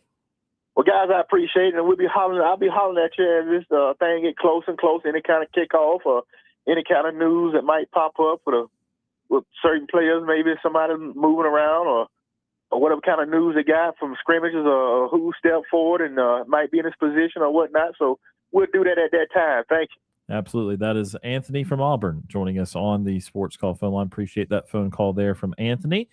Again, mentioned at the end there, life in the SEC, very difficult. Obviously, a lot of teams looking up at that 9-game conference schedule thinking, oh boy. And that's been our theme with the first few schools that we've covered. I imagine that to continue. That, again, here I am beating the dead horse. Again, 8 more teams have to lose a conference game, an extra conference game this year because we've got 8 extra conference games to be played across the league. So, that's going to be a factor for many.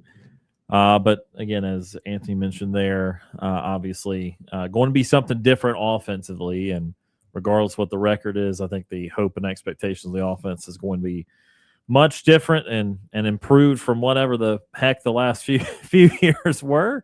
But again, does it amount to the win total? We shall see. But yeah, and also the practice thing too. Again, that has been in the process of changing. Just football wide, I think it's just kind of a safety thing because if you think about it, and again, I know Anthony's right. I know he played, and I know the 2-a-days thing was again very famous, but at every level of football, by the way. But that's a part of the health things changing over periods of years. Where again, even on the NFL side, they've got very, very strict rules on how much you can put the pads on and how much you can tackle and. If you tackle, can you do it the next day even? Like that's that kind of thing is all throughout. I mean, you get big buggy eyes trying to read all the NFL rules on practicing. I was trying to do that the other day, covering the Buccaneers and that it's just, if you do this, you can't do it the next day and you got to wait a certain amount of hours to do this. And NCAA does not quite define as detailed as that, but they have waned down practice time and pad time. I think Auburn goes to pads the first time this weekend. I don't think they do any pads till either Saturday or Sunday. So, that's where we've gotten now at this point, where you're not practicing nearly as much as you were. Most guys that are doing the contact at in the NFL practices too are having Guardian helmets on too. So you got to have those extra padding upstairs too. General NCAA summer rules, weekly cap up to 8 hours per week for required strength conditioning and film review, restricted to maximum of 4 hours out of the 8 hour total for specific sports. Well, that's like basketball.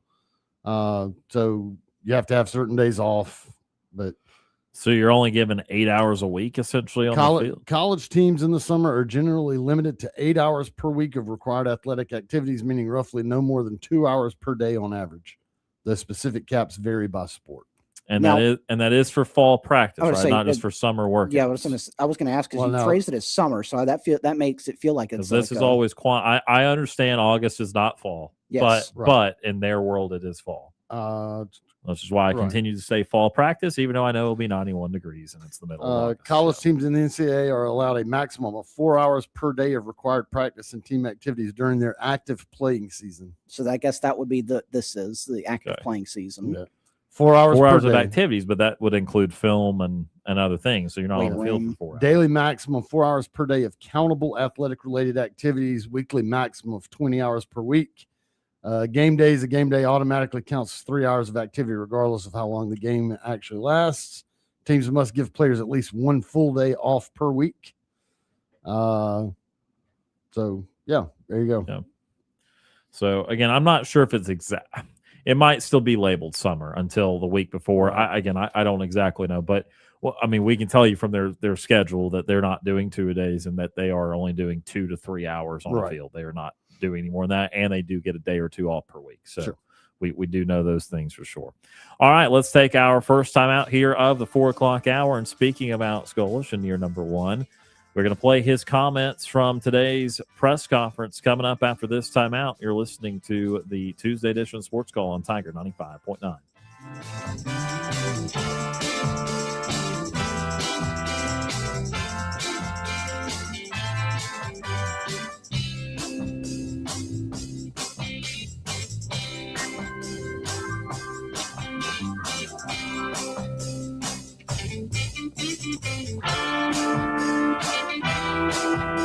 May we have your attention, please? Ladies and gentlemen, can I please have your attention? We're Auburn's first and Auburn's favorite sports talk show. Hi, my name is. What? My name is.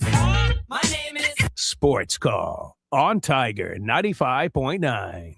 Weather brought to you by Auburn University Credit Union. Looking for the best credit card rate in town? The rate on Auburn University Credit Union's MasterCard starts at 7.9% APR. That's right, 7.9% APR. For more information or to apply, visit one of their 3 locations or myaucu.org. Annual percentage rate. Auburn University Credit Union is an equal opportunity lender. Today we'll see high temperatures in the mid to upper 80s. We will see a decent coverage area of afternoon scattered showers and thunderstorms. About 40 to 50% of the area could see some rain in the afternoon. Lows will drop into the low 70s. Tomorrow, the temperature goes up. The rain chances go down a little. Highs right around 90, upper 80s for others. We'll see a good bit of sunshine and a very stray afternoon shower or thunderstorm is possible, but only about a 20% chance overall. I'm Ryan Lavoie for your Tiger Communications weather update. It's heating up at Suns Ford in Auburn with the hottest sale of the year. Now's the time to save big on a huge selection of new Ford trucks, SUVs, and cars. Whether you're looking for a rugged F-150, a family-friendly Explorer, or a fuel-efficient Escape, you'll find incredible deals waiting for you. Don't let these summer savings pass you by. Visit Suns Ford in Auburn today or shop online at sunsford.com and pick the Ford you've been wanting at a price you'll love. Suns Ford in Auburn, where the hottest deals of the year are happening now. Frederick Dean Funeral Home and Crematory is here for you when you need us. With locations in Lee, Chambers, and Tallapoosa counties, serving the people of East Alabama and West Georgia since 1900. A family-owned and operated business, skip the hassle of the big corporate mortuaries. Our kind, compassionate team members are standing by to assist your family in the hardest of times. An on-site crematory, private cemetery, and a choice of facilities makes Frederick Dean unique. Visit us at frederickdean.com. You remember the burgers, you remember the buns, you even remember the ice, but you forgot the beer? Rookie mistake. Save the cookout by showing up with Blue Moon Belgian White. Its crisp, refreshing taste with Valencia orange peel and that iconic orange garnish turns an oops into an awesome. Because when the beer's this good, people tend to forget what you forgot in the first place. Blue Moon Belgian White, made brighter. Please enjoy responsibly. TK TK's Convenience Stores, your gotta-have headquarters. You know, those things you just gotta have, but don't have time to waste in one of those huge pack stores. Nope, at TK's, we have your gotta-have items with no hassle, along with great customer service, high-quality items, and clean stores. So whether you need a six-pack of your favorite beverage, milk, gasoline, or some cash from the ATM, TK's has it just minutes from you. TK's Convenience Stores, now with 17 locations to better serve you. Always there when you need us. Looking for a new fitness home? Look no further than Tiger Iron Gym in Auburn. Our fitness area spans over 20,000 square feet, providing ample space for all your workout needs. Featuring an AstroTurf training area, an extensive range of cardio equipment that will get your heart pumping, and we are one of the largest 24-hour free weight gyms in America. Worried about parking? Don't. We have you covered with tons of parking spaces so you can focus on your workout. And we are open 24 hours a day, 7 days a week, 365 days a year to fit your busy schedule. Plus, we're locally owned and operated, not some big corporate gym. And you can experience all of this for just $29.99 a month with no contract. Join us today and take charge of your fitness goals. Tiger Iron Gym, South College Street in Auburn. I'm Corey Grant, former Auburn football and NFL running back, and you are listening to Sports Call on Tiger 95.9.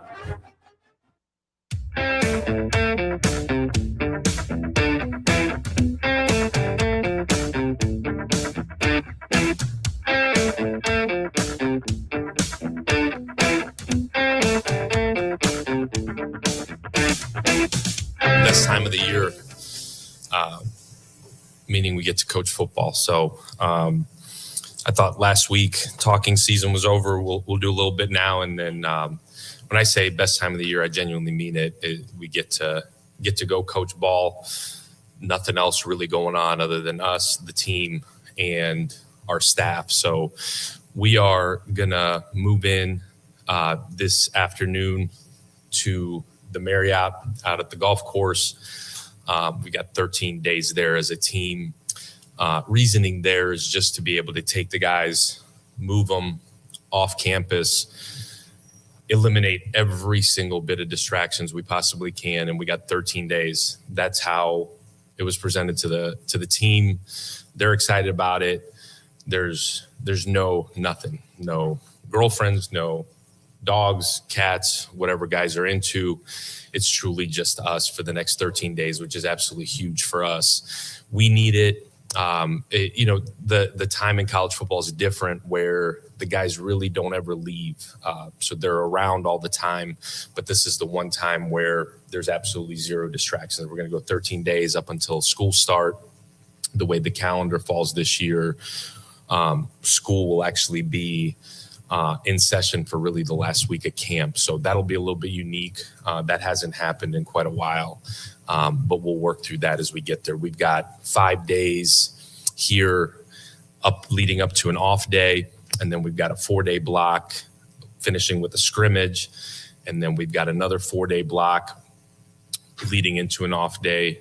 We've got a 2-day block, which will finish on that Saturday with a parent picnic and an alumni picnic all combined together to finish off that Saturday, which will be technically the last day of camp. That'll lead into a mock game week for us, a normal Sunday through Saturday, which will then lead into a game week, a normal Sunday through Saturday game week. So that's the next 33 days leading up to Baylor.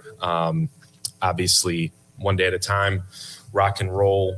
It'll be a heck of a journey. I'm sure you guys saw downstairs here. Once school starts, we'll move training table right into this facility with the new Pat Dye training center opening up. It's opening up. We'll be fully functional in there on the 17th of August. And a huge thank you to Jimmy Rain and his family in honoring Pat Dye by naming that training table after him. That'll be neat for our kids to be able to eat every meal here. It'll be absolutely huge. And again, grateful to Jimmy and his family for making that happen. That was a big project when we first got here that we felt like we needed. And him honoring his parents, Tony and Libba Rain, in that facility, the actual kitchen there in the back. Again, just thankful to him and really so many people that were able to help to get that done in such a quick turnaround. So with all that being said, to tell you I'm excited would be an understatement.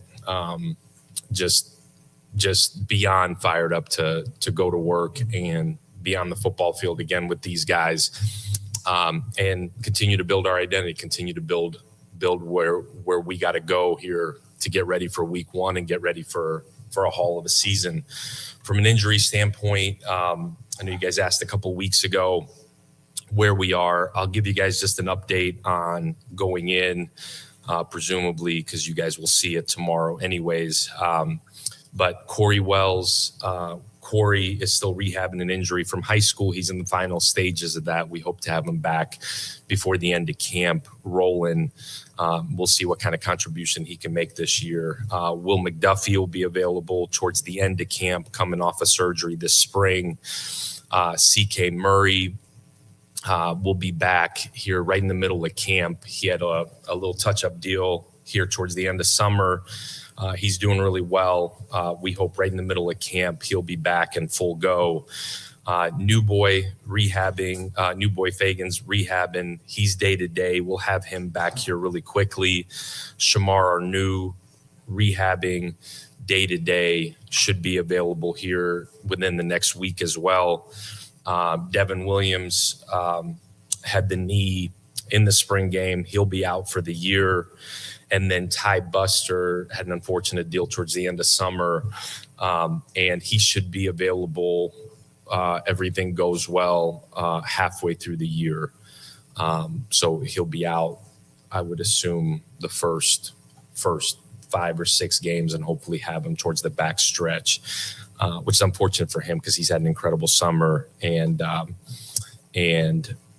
he is working his tail off to get back. Other than that group, we are healthy, rocking and rolling. I'll end with this. A lot of credit to Gio and his staff, and really our whole coaching staff. Again, the summer's changed so much. We're with these guys a bunch, but Gio and that staff, from his strength staff and sports science staff, have done an incredible job. Not big on posting pictures and body changes. I think that stuff will all come to fruition here in the fall. But, man, they've had a really, really good summer. They've worked their tails off. A lot of guys have changed their bodies. This has been really, really big for us from a nutrition side, body side, and then ultimately these guys learning what elite level process looks like to get themselves ready to go into a gauntlet of a 12 game season. So really confident going into camp. It'll be fun. There'll be ups, there'll be downs. Biggest thing for us is to get out of camp, one, as a better football team, a closer team, and just as importantly, if not more important, a healthy football team going into camp. It really has become a battle of attrition, as rosters have evolved and changed and really shrunk in a lot of ways. I've said it before, but for us to have the success we need to have, we got to stay healthy. So there's a lot of sports science going into it, and then some luck, I think, in there as well. But how we manage practice, how we manage the ebbs and flows from a physicality standpoint, from a workload standpoint, will be absolutely huge. And we've got an elite team helping me with that as we move forward. So excited would be an understatement. I am like a kid on Christmas morning. Anybody have sensed that? Hopefully you guys have. That's how I feel right now. So Justin Nuggetson, Auburn on 3. Talk a little bit more about the camp at the resort. Is that something you've done in the past? Can you do additional things there? I know you talk about eliminate distractions. Are there additional type of team building activities you can do while you're there? Is it just strictly about the distraction part? And have you done it in the past? Yeah. We did it all 3 years previously for me as a head coach. I think what's changed over the years in college football is, back in the day, everybody stayed in the dorm for 4 years. Everybody was together year round. Now, after their freshman year, these guys are all over the place. Some guys got apartments, condos, houses. They're living a little different than we did when we were in college. So they're just everywhere. The distractions naturally come from guys driving back and forth. There's always something. Man, I'm going to sneak an hour nap in here. Well, then I don't set my alarm. Like all of those things. We talk so much about process. we're trying to build it for them to where you wake up, get on a bus, and then you'll get back later on that in the evening. Like there is no distraction. Like once you get here, we have the luxury of having the huddle lounge down there where it's set up to where guys can nap all day. There's a recovery element in there. So there's no need to go back and forth. We'll take their car keys tonight and they won't have them. So they would have to get really, really creative. It's totally an eliminating distraction. One, teaching what waking up and what a day and a structure should look like for an elite high level athlete would be the second component of it. In terms of anything from a team building standpoint, we were strategic in the roommates. For the most part, it's an older guy that's played, that's done it, that's been there, has got a young guy with him so he can teach him. The other component of it is that there's 3 built-in off days in there, mandated that way, but we'll take them to Heyday one day, grab lunch together, then go to the movies.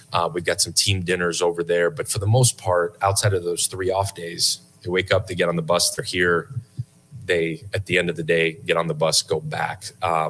So it's the team building, I think, happens in the fact that they're all together the entire time with absolutely nothing else pulling them from it. I know you'd mentioned that Stanton is healthy, good to go. Just talk about the importance of him being able to show what he can as you try to put together. I know you need more than 5, but your starting group and guys you can count on there on the O-line. Yeah, Stanton getting healthy, coming off of an off-season surgery and then fighting like crazy to be available in the spring. He's been really, really solid this summer. What's been cool about Stanton, you've seen as he's become more confident and ingrained into that room, you've started to see some leadership ability. You could see why he was a captain as a sophomore at the previous place. We need that in that room. We need a sense of veteranness. We need leadership. And he's done a really, really good job with that. His flexibility at tackle will be huge. Us managing him the right way will be huge. When you don't go through spring, that workload piece is different. Even though they're here all summer, it's just integrating him back into a workload. So we've got to be really smart here, especially early in camp as he factors in. But it really, really big for him, Joe on the other side, as those young tackles who we're really excited about kind of come here this camp, which as we progress him back in, we've got to get the 3 and the 4 ready too. And that's where there's going to be some moving parts. We feel really good with Wilson as a young guy that he's going to compete like crazy in there. Pritchett's competing like crazy. TJ Hedrick has some position flexibility in there to be able to help us at tackle. But a healthy Stanton would go a long way for us. And right now he feels awesome. Again, it's on us. It's on Hoodie. It's on our sports science and sports med staff to manage. We've got an elite plan. You've done this for a while too. Elite plans executed poorly or bad plans. So we've got to execute it at a high clip, but he's worked incredibly hard to get to this point where like he feels healthy, feels strong, feels really good. Man, and knock on wood, he stays that way through the season. Jason Caldwell, Auburn 247. Alex, you talked about leadership and you mentioned there, Stanton, but how important is that in camp? Because you said, look, it has to be a player-led group. How much of that develops in a preseason camp, especially from a camp atmosphere like you're trying to establish? But how important is that for these next 2 weeks to find those guys that take that ownership of a team? Yeah, Jason, huge. That would be the piece in year one that we've tried to accelerate like crazy. Our creative team's done a good job of putting out there like, man, like we are pushing like crazy to do a bunch of different things to let these guys, 1, come together, but 2, accelerate leadership. That's the piece that I think we're going to find out here in the next couple of weeks, because in some ways we're still a young football team. And when I say young, age-wise, at times more so young in the sense of they're still trying to figure out, like, can I speak up? Man, can I go outside the box? We've spent so much time this spring, this summer of teaching what that looks like. But leadership is hard. Like leadership in every imaginable way is hard. It's a lonely place. You got to put yourself out there.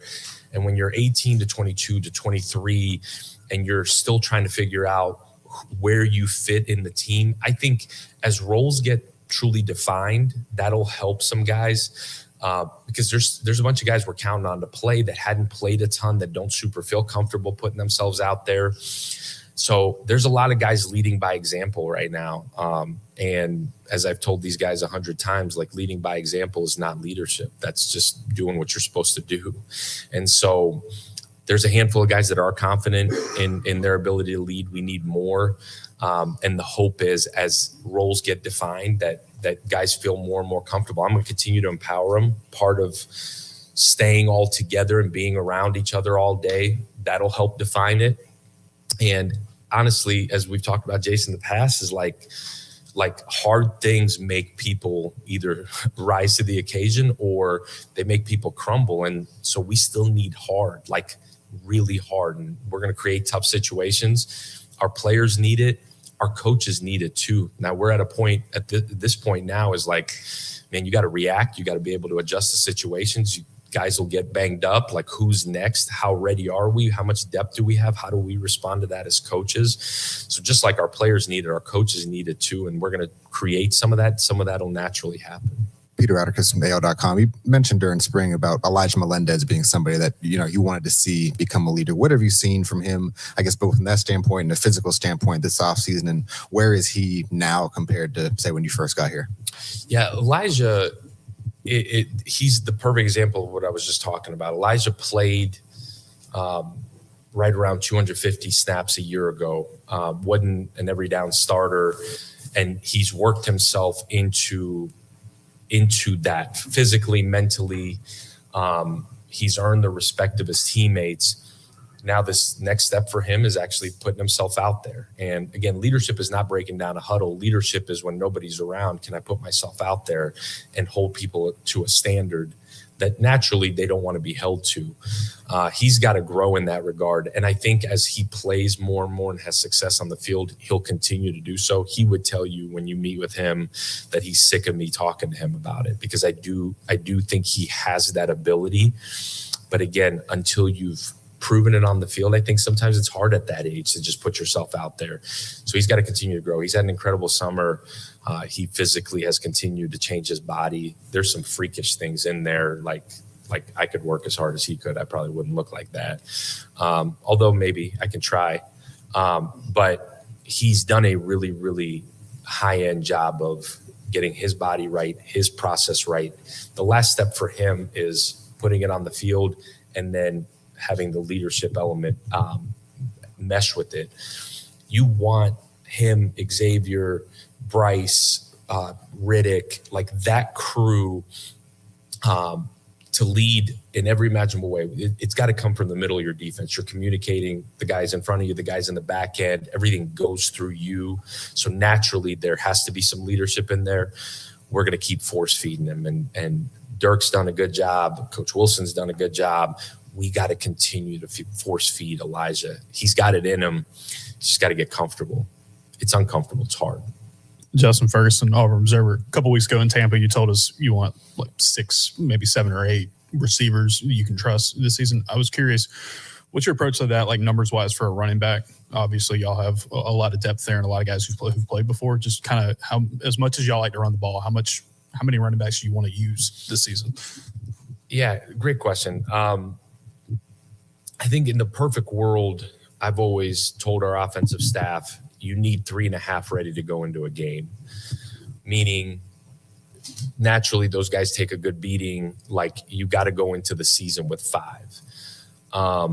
And then as guys get banged up, you want to have 3.5. I say 3.5. We've always looked at it as 2 guys that truly rotate drive to drive, and then a third guy that's ready to sub in at any point.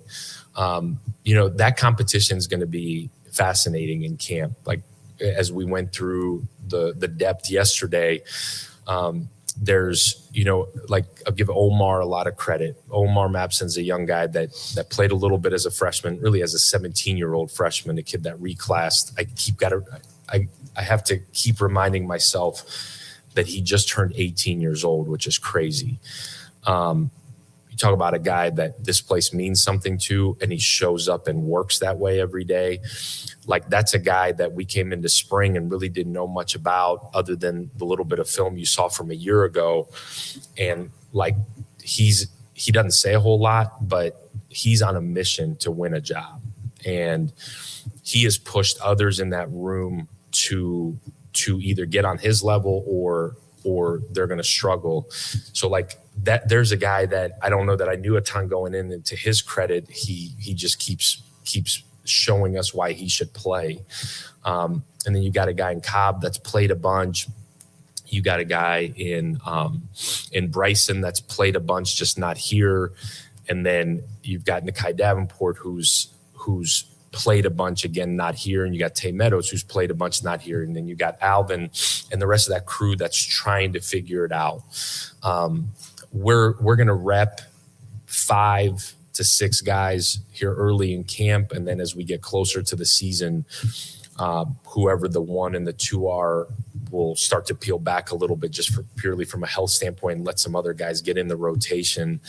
But that competition will be interesting. Like 1 through 5 will be fascinating because Bryson didn't go through much of spring. So how he goes through fall camp will be huge. Where does he fit? Cobb's going to keep getting pushed. He's had a phenomenal summer. I should give him his flowers. He's gained a bunch of weight. He's changed his body. I think him playing, carrying the ball 200 with receptions, 200 whatever times a year ago, I think he figured out, like, man, this body, like, it to sustain that for another year, I better put some weight on, some bulk. He's done a really good job. He's bought in nutritionally. He's bought in from a weight room standpoint. So that I'm giving you, I'm kind of all over the place because in my mind, I'm a little bit all over the place in that room because as much as there's depth, that position gets beat up so quickly. You need all of it. And that's why I say if you can have 3.5 going into a game, you'd feel really good. How they sort themselves out will be really interesting. And it's not just running the ball. We've asked those guys to catch the ball, not just out of the backfield, but in space. They're so involved in the screen game.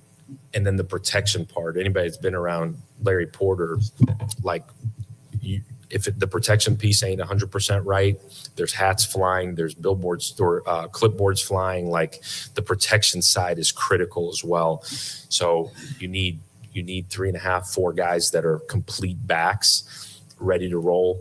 And I do think there's enough depth in there for us to have an elite run game behind those guys. The quarterback's a good ball carrier too, so it should add up. Hey, Coach, Maya Kitchens with WSFA. Just wanted to ask you, what are those biggest points you guys are tackling heading into fall camp? Yeah, Maya, I think we kind of hit on it. The coming together of this team from a big picture standpoint. Again, how the summer has changed. The scheme part, for the most part, is in. So in terms of plays in, formations in, both sides of the ball in, huge on the special team side of ironing that out in the sense of creating true depth charts. And then more than anything else now, situational football. We're going to get into situational football the second we put shoulder pads on and we can actually hit a little bit.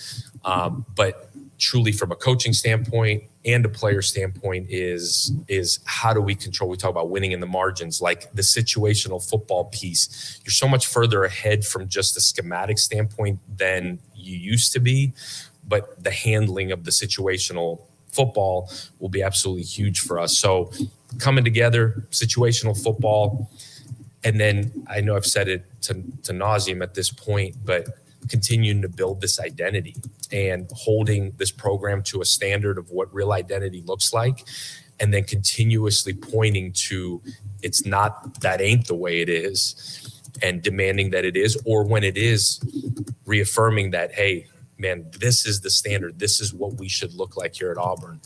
It's this constant ebbs and flows that go through fall camp, but all of it coming together will determine the outcome of the season. So I'd say a lot of different things coming together. Ultimately, for a connected football team that has an identity, we'll be in a good spot.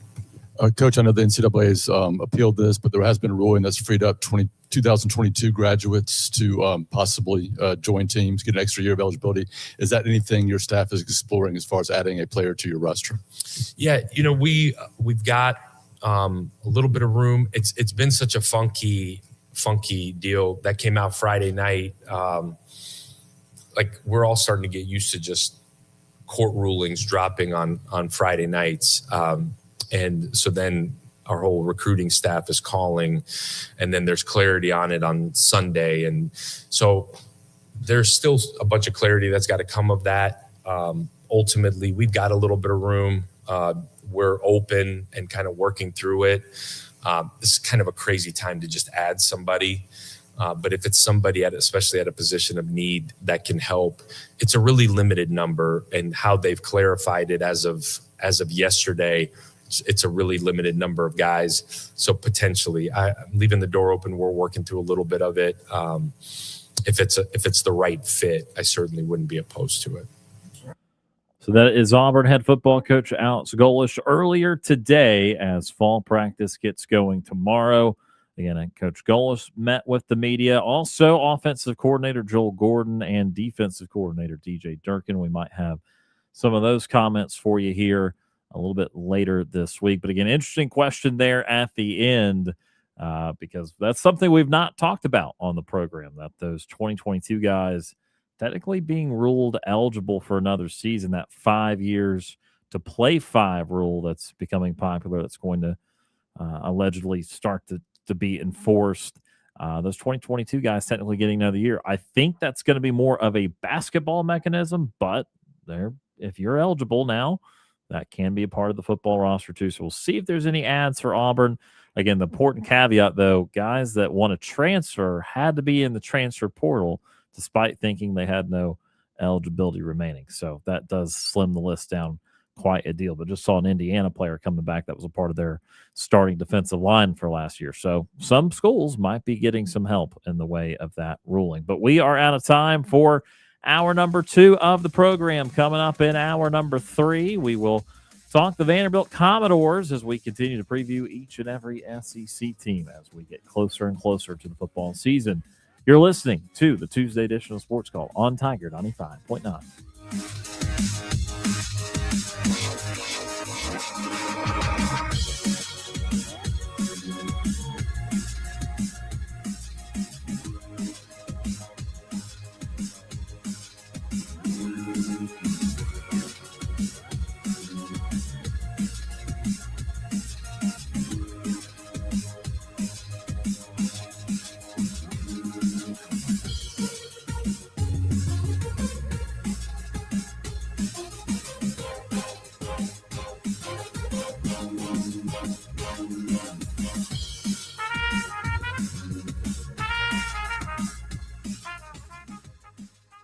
Two hours of Sports Call are finished. Don't touch that radio dial. We've got one more hour to go. When the game is on the line, heroes rise, and off the field, real heroes deserve their moment too. Game Day for Heroes is all about giving back, providing unforgettable game day experiences to the brave men and women who've served our great nation. It's more than just tickets. It's about saving lives, restoring families, building tomorrow, and honoring our heroes. You can help make a difference. For more information or to donate tickets, visit GameDayForHeroes.org. Game Day for Heroes, because those who serve deserve a game day they'll never forget. Every day, we power homes and businesses in our communities, but we also power something else, bright futures for our youth. We visit classrooms to speak on topics ranging from career opportunities to leadership skills, and we help make college possible by providing scholarships to deserving students. Bright futures are ahead, and we help make it happen. Brought to you by Tallapoosa River Electric Cooperative.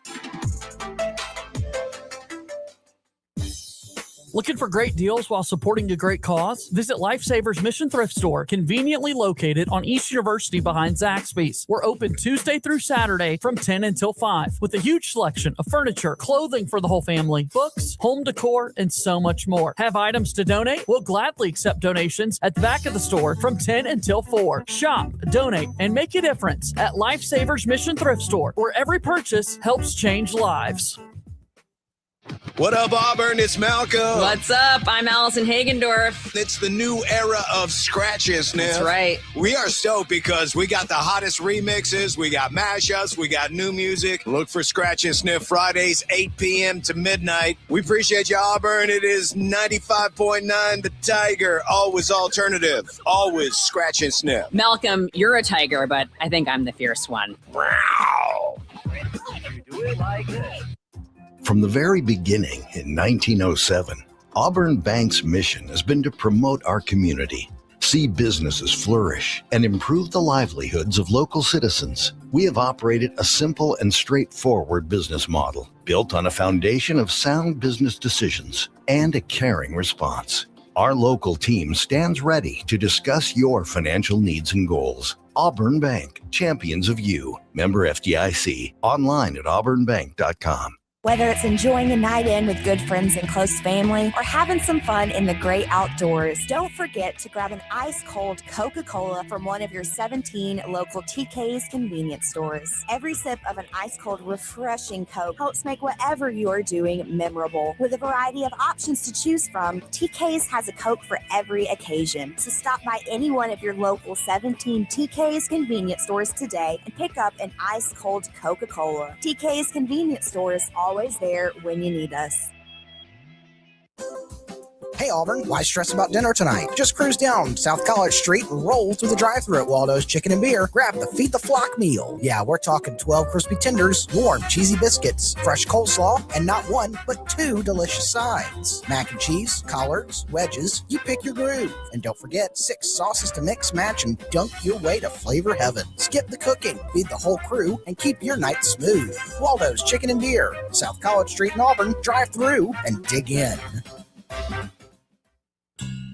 When it comes to your roof, trust your local roofers. At Superior Roofing, we're more than a roofing company. We're your neighbors. For over 40 years, homeowners across Columbus, Auburn, Opelika, and surrounding areas have relied on our experience, craftsmanship, and commitment to treating every customer like family. Whether you need a repair, replacement, or inspection, we'll help you find the right solution for your home and budget. Superior Roofing, protecting what matters most, one roof at a time. Call Superior Roofing at 334-821-8411. Hi, I'm Darren with Master Graphics and Light and Screen Printing. At Master Graphics, we can help you take your event or company promotion to the next level with custom apparel screen printed right here in Auburn. We have a huge selection of brands like Comfort Colors, Gildan, and Bella Canvas. And at Master Graphics, you work with our in-house artists to bring your vision to life. Let our team help make your business, school event, or family gathering a success with custom apparel from Master Graphics. Stop by and see us today at 175 South Gay Street or give us a call at 887-8755. TK's convenience stores are your one-stop shop from Auburn to the Lake and Tallahassee to Tuskegee. Offering friendly service and a clean environment, there is sure to be a TK's located near you. Stop by on your way to and from work or school and pick up everything you need, from beer, soft drinks, and fresh hot coffee to food, snacks, and ice cream. Plus, automotive and household products, pet food, and an ATM in every store. Just look for the orange and blue Starburst sign and stop by your local TK store today. TK's convenience stores, they're your one-stop shop. Let Honey Baked Ham be your hero for all of your family gatherings. Our Honey Baked Ham is the star, but don't forget the sides. From creamy casseroles to mouth-watering desserts, Honey Baked Ham Company has everything you need to complete your celebration. Indulge in Honey Baked Ham's delicious, perfectly baked sides and decadent desserts. Just the right touch for any feast. Make your next meal easy, delicious, and unforgettable with Honey Baked Ham. Pre-order all of your favorites today or visit us at 1451 Gateway Drive in Opelika. Honey Baked Ham, where every meal is a memory. At Mid-South Bank, our banking philosophy is family comes first. You see, we're more than a safe place to put your money or get a loan. We're a place for you to put your trust. No matter what your financial needs, you'll come first every step of the way. Come in today at 519 East Glen Avenue or visit bankmidsouth.com to find out what the friendliest, most helpful bank in town can do for you. Equal housing lender, member FDIC.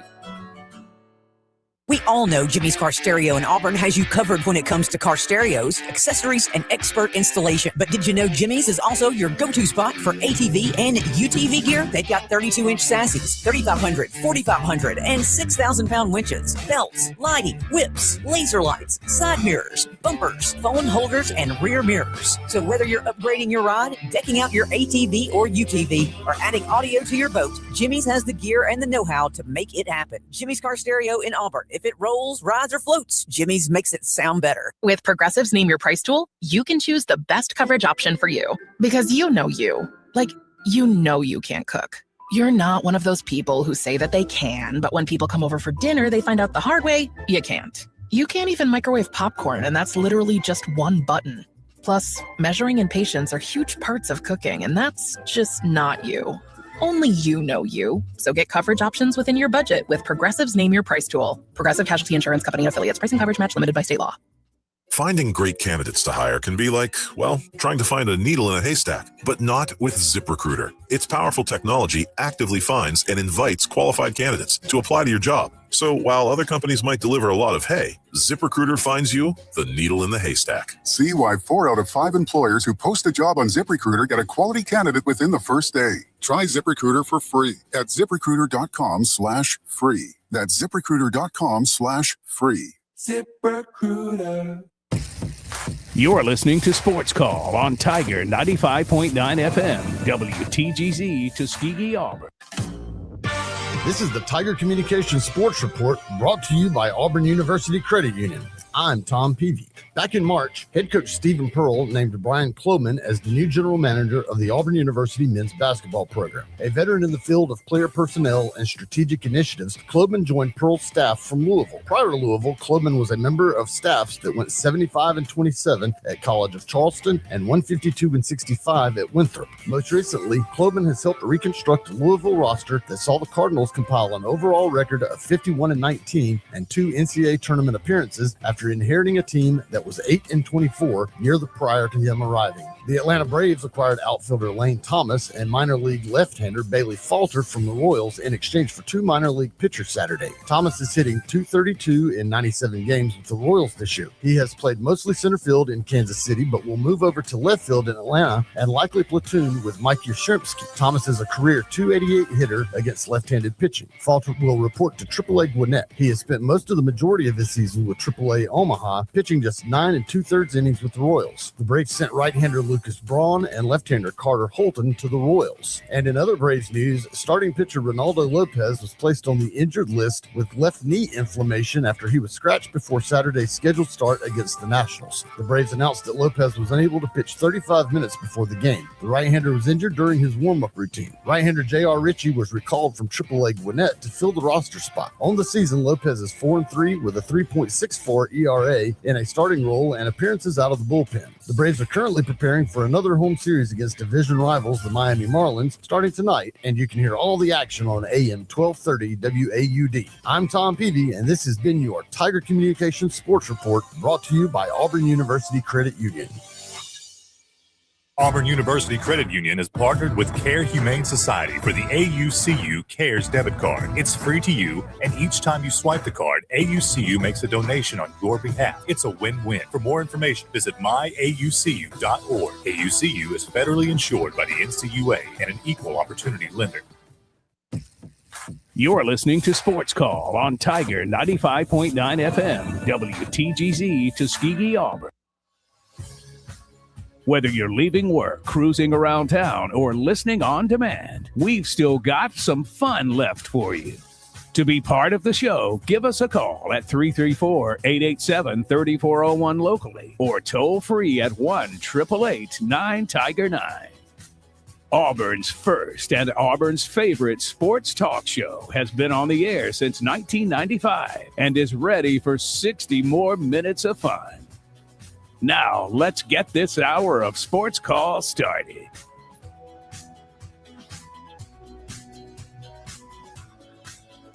Third and final hour of Sports Call beginning right now. Tiger 95.9, the Tiger.fm, and the Tiger Communications app. Ryan, Tom, and Brooks with you here this afternoon.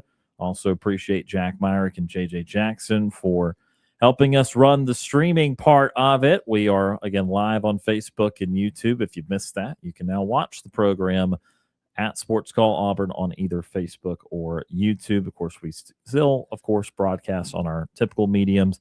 And you can also listen to this show after the fact on the Sports Call podcast presented by Coca-Cola. All right, let's get to another phone call before we get to Vanderbilt football today. 334-887-3401 locally or toll-free 1-888-9-TIGER-9. Next up, Jeff from Columbus. Jeff joins us. Jeff, how are you doing today? I'm doing great, guys. Glad we can call in today. I was going to call in yesterday. I guess you got it all figured out, right? Yes, we do. Okay. Hey, man, I guess Anthony's kind of the president of the Auburn Concerned Citizens Association or something, because he surely does not want you all to go broke and your infrastructure. We're worried about the fire department getting around and everything. So yeah, I'd like to commend Anthony on his night's work. Okay, so we got the season coming up, so it's only going to get better, I'm sure. So, hey, you all, I can't believe I've been listening, and you've just said exactly what I've been meaning to say for 2 days, is what in the world? Now we got a judge that says everybody's a fifth year of eligibility for, but the way I found out about it was Georgia has a defensive back or something who entered the draft, didn't get drafted, but now he's eligible to come back. But then I read where the judge clarified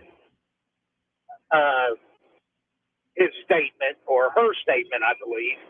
And is that not true now? Is there like if you were drafted or whatever, or what do you call it, a walk-on or something like that, can you come back to college? So, yeah, you're referring to, I think it was an update on Sunday, I want to say, where the clarification was that if you did something that was disqualifying to your eligibility under normal circumstances, it would hold as disqualifying towards your eligibility. So, if you were in a training camp in the NFL, if you'd been drafted in the NFL draft, I am a little less sure on it. If you're referring to a player that had was a senior last year, 4-year player, and thought, okay, I'm a senior, I'm done. Now I'm going to enter my name into the draft, but then does not get drafted. That's what this guy did. Right. So does not get drafted, but since he was not in training camp with anybody, or at least I'm assuming he was not, I think he's eligible to play. I think the line is drawn on, again, obviously if you were a junior and declared for the draft, that disqualifies you. But again, we're not really talking about that, since we're talking about fifth-year players. And since he was not actually drafted, showing up, signing for an NFL team, that sort of thing, I think he's in the clear because of that. Again, I know that's a little bit convoluted. My question becomes, too, if you're doing this for 2022 people, well, what happens next year when the 2023 people want their fifth year after they've completed their fourth year 100%. this year? Yeah, you got to keep your eyes on your enemies and stuff. So I follow some of Jason Caldwell's stuff, and he said in his article exactly what I've been saying. Is I don't understand why the NCAA does not just put their foot down to these schools and say, these are our rules. I mean, it's like a driver's license. You don't have the right to have a driver's license. It's a privilege. Sure. So it's a privilege for you all to play college football. So if your team wants to participate in this NCAA college football, here's the set of rules. And that's the way it was. But yeah, I mean, it's just are they going to get sued, and who's going to win the lawsuits? And, you start that whole jargon again. Man, if we could take some of this NIL money, or heaven forbid, some of that money you all are sending out there to the golf course for the Auburn football players, if we could just send some of that money to the attorneys for the NCAA so that they can grow a backbone for a change. I mean, it's just unreal. But here's another question. Okay, the roster's full, right? They're not going to add additional spaces. surely these, I guess they don't have to go back to their team, right?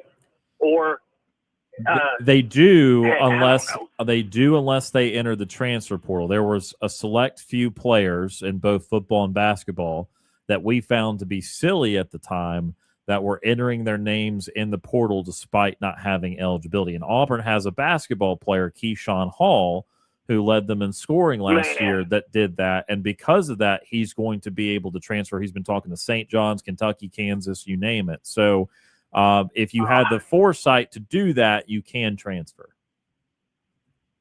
Man, the foresight. So you got to have a manager / attorney, or everybody does, I guess. Golly, this is unreal. It really is. I hope the product on the field's worth all the trouble. We're going to find out here in just a little while, I guess. Sure. But all right, guys. It is about to start, so I'm excited for it, and I don't like it, but it's not your fault, so I'll still be listening. Appreciate you, Jeff. That is Jeff from Columbus joining us on the Sports Call phone line. Yeah, again, a lot more. You know, I feel like this is probably, and look, I'm not saying it is inherently simple. I think it is a little bit simpler than some of the other rulings and things that we've had over the last couple of years. But again, I don't think that the extra year of eligibility is going to be a huge factor in football. I think it'll be a far more meaningful factor in basketball, because I do recall more than just Keyshawn Hall. I mean, I remember several solid players getting in the portal. And, you know, maybe that's just the wisdom, not only of the agents, but the wisdom of having a few more months closer to now, because the football season ends in December and, you know, everyone's done by the end of January. But meanwhile, basketball's playing through March and some into April. And you have another 2 or 3 months of wisdom for what's going on in the back rooms and that sort of thing. And so, you know, I think that basketball is going to have a few meaningful high impact transfers. We did see a starting defensive lineman at Indiana return today. So again, I'm not saying there won't be some schools that get benefits from this, but I don't recall there being a rash of people in football putting their names in the portal. And, you know, therefore, if you did not do that, you can't all of a sudden go anywhere. You have to return to your school or you're still done. So again, I don't know how many instances. Jeff brings up a good point about who has roster spots. Are you going to, you know, can you just kick someone off the team 3 weeks before the season? That'd be a really terrible look, to be quite frank with you. So, you know, you're only dealing with very minute possibilities, I think, for the amount of roster spots you have and the amount of players that can actually move around and that sort of thing. All right, so going to preview team number 13 now in the preseason SEC media poll. Speaking of preseason polls, we've never really got to it today. We can have time tomorrow. It's not going anywhere, but the coaches poll came out for the top 25 earlier today, so we might get to that tomorrow instead. Matter. Right? Well, yeah, but it's still fodder for us, because sometimes we talk about things that don't truly matter. Oh, I know. So we get to Vanderbilt here at number 13 on the preseason SEC media poll. And the doors this year are going to, of course, center around Jared Curtis, who comes in as I don't know for a fact the top recruit Vandy's ever had, but it would not shock me if that is true. It's certainly the top recruit in many years. So, yeah, it would not surprise me at all. And Clark Lee, who's now in his 6th season at Vandy. And again, guys, before we look forward, we usually look back. And Vanderbilt last year at 10 wins, you know, being 10-2 in the regular year and very nearly being ranked high enough to be in the college football playoff there at 12 teams, you know, might be a little more regrettable for them, because, you know, at 10-2, I've usually thought SEC teams would get in at that, and Vandy didn't. But they were coming from a place to counteract Tom's point. I actually think preseason polls do matter, because if Vandy's preseason top 15, I think they're making the playoff at 10-2, but they're preseason Vanderbilt, not ranked, and they don't end up getting ranked till they get to week number 4 last year, and so they don't get in at 10-2. But needless to say, I guess the question is about last year: how much is Pavia? How much of it is Tim Beck? How much of it is Clark Lee? How much of it is the remaining roster that they have in place? Because they actually do retain a good number of players compared to what's normal nowadays. I thought they returned a lot of players on defense. Then they lost almost their entire offense. No, not true. No, not true. Yeah. All right, well, they lose Pavia. Yep. Lose Stowers, right? Yeah. Bring back their top receiver, Junior Sherrill. Bring back their running back, Cedric Alexander. Well, I thought they lost 4 offensive linemen. I think they have. Well, I mean, I'll tell you, they were. No, I think they've got at least 3. I think they've got 3 back, or 2 back. 2 back. They got 2 back. 2 linemen back. Top receiver, running back. No, that's more than average. That's more than normal. But you lose Pavia, you lose Stowers, who were like massive, and you do lose some offensive linemen. My question, and that's why I mean, Vanderbilt is one of those that could have a very high ceiling and a very low floor. There is a world where Jared Curtis is better than Pavia. Now he's just a true freshman. I get that. But you're bringing in a 5-star plus quarterback. I think he is rated as the highest rated recruit ever to go to Vanderbilt. I'm almost positive I've seen that. But he's like a 5-star plus quarterback. He may have the tools and more of Pavia. And so, you would think that they're going to drop off dramatically by losing Diego Pavia, but there's that possibility that you're bringing in a quarterback that has even better tools. So I don't know. Losing Eli Stowers is big. I mean, that's a big time dude to have to try to replace. But like you said, you do got your top receiver back. You got your running back. They do return quite a few guys on defense. So, it's kind of one of those. I don't really know what to expect with them. Was this a ship that was Diego Pavia, and they're about to massively fall off, or is Clark Lee actually a genius and knows how to coach this Vanderbilt team beyond the expectations of what people have for him? That we really don't know until we see them without Diego Pavia. Everybody, me included, seems to think there is going to be quite the sizable drop off. I mean, that's why we're talking about them today and not, next week sometime. People think they're going to drop off. You look at the schedule, tough games, but it's also a very doable schedule. And so, you're not going to know much about them, I think, until September the 19th when they play NC State.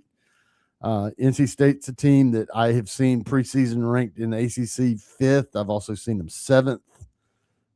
So, kind of lower, middle of the pack ACC team. And then they come to Auburn. You'll find out then. I don't think you're going to know much about them playing Austin Peay and Delaware unless they lose to one of those, and then you're like, we're back to 2-10. We're back to the normal Vanderbilt. I'm going to assume they start 2-0, and then we'll see what happens with NC State before they play Auburn. But this Vanderbilt team is kind of if there is a massive question mark as far as a full team in the SEC, I think Vanderbilt could be it, because you just don't know. Was Pavia it, or was there a lot more to this team than just Diego Pavia? Ryan, you brought up, you mentioned, was these last 2 years, you look at it, was it more Clark Lee, getting his feet under him finally, Tim Beck, Diego Pavia? I think something that we need, that needs to be talked about here is if it was Tim Beck, was it because of Diego Pavia? Because he came with Pavia from New Mexico State, and you saw him, he had success at New Mexico State with Pavia. So we haven't seen his, unless you go back and watch the film at Pittsburgh State when he was the head coach there, we haven't seen a Tim Beck offense without the Diego Pavia here in the big time football. With the last 4 years, he's had Diego Pavia under his wing and has been his quarterback. And so that's going to be really interesting here is, when you look at this Vanderbilt offense, I think, you look at the pieces that they've got. I think they've got some really interesting stuff, and especially at the quarterback position, the wide receiver position, running backs. I think they've got some good, interesting stuff. But is this Tim Beck offense for them? Was that more, and to even narrow it, it was as I said, even narrow it down a little bit more. Was it more Tim Beck? Or was it more Diego Pavia?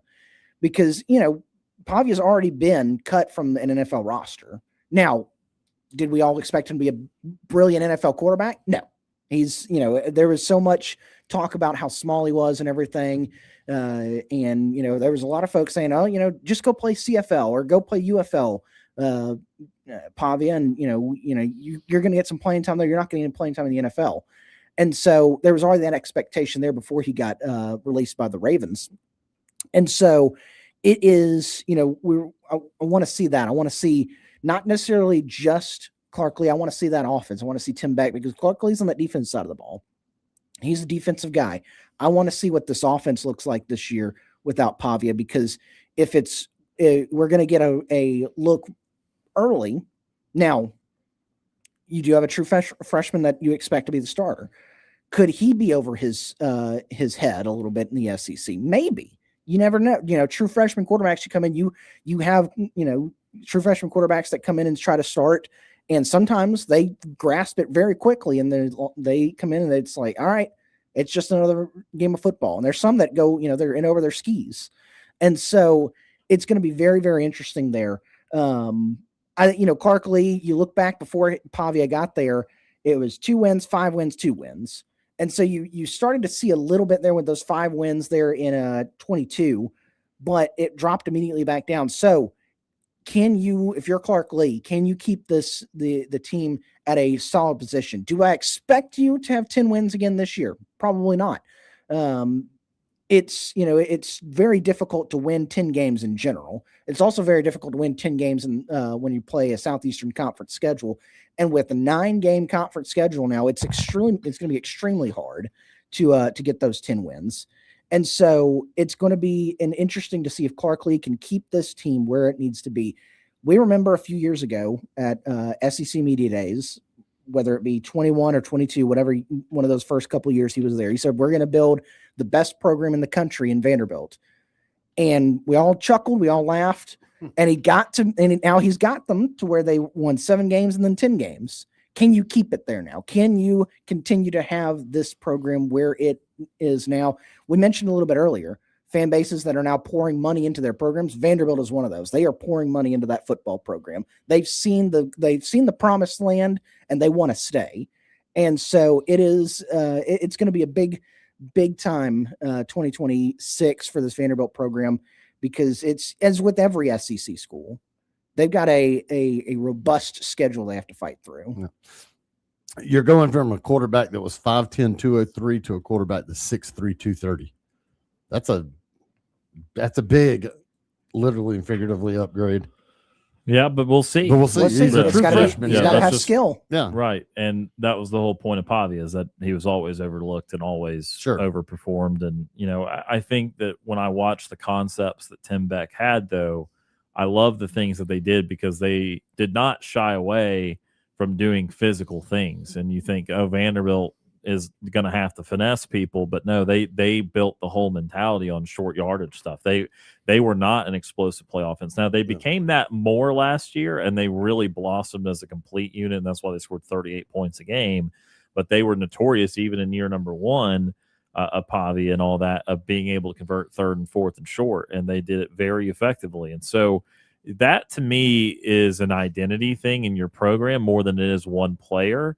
And that gives them the realistic chance to still have a quality season and not revert back to the 2-win team that they were pre-Pavia, pre-Tim back in 2023. So I think it's very interesting when you're looking at that. Again, we did mention they got a bunch back defensively, and they've got enough back offensively. Again, when you're able to bring back someone that has nearly 800 yards receiving and 7 touchdowns, when you bring back your lead running back and actually your number 2 running back also, again, that's really about all you can ask for in today's line of college football thinking. So I think Vanderbilt retained what they could really well. Did they bring in anything of substance? Maybe, maybe not. But of course, the freshman Jared Curtis is going to be kind of the really the end all be all on that. Let's take our first time out here of the 5 o'clock hour. When we come back, we will discuss the Doors schedule in 2026, give you the ceiling and floor for Vandy football this upcoming season. This is the Tuesday edition of Sports Call on Tiger 95.9.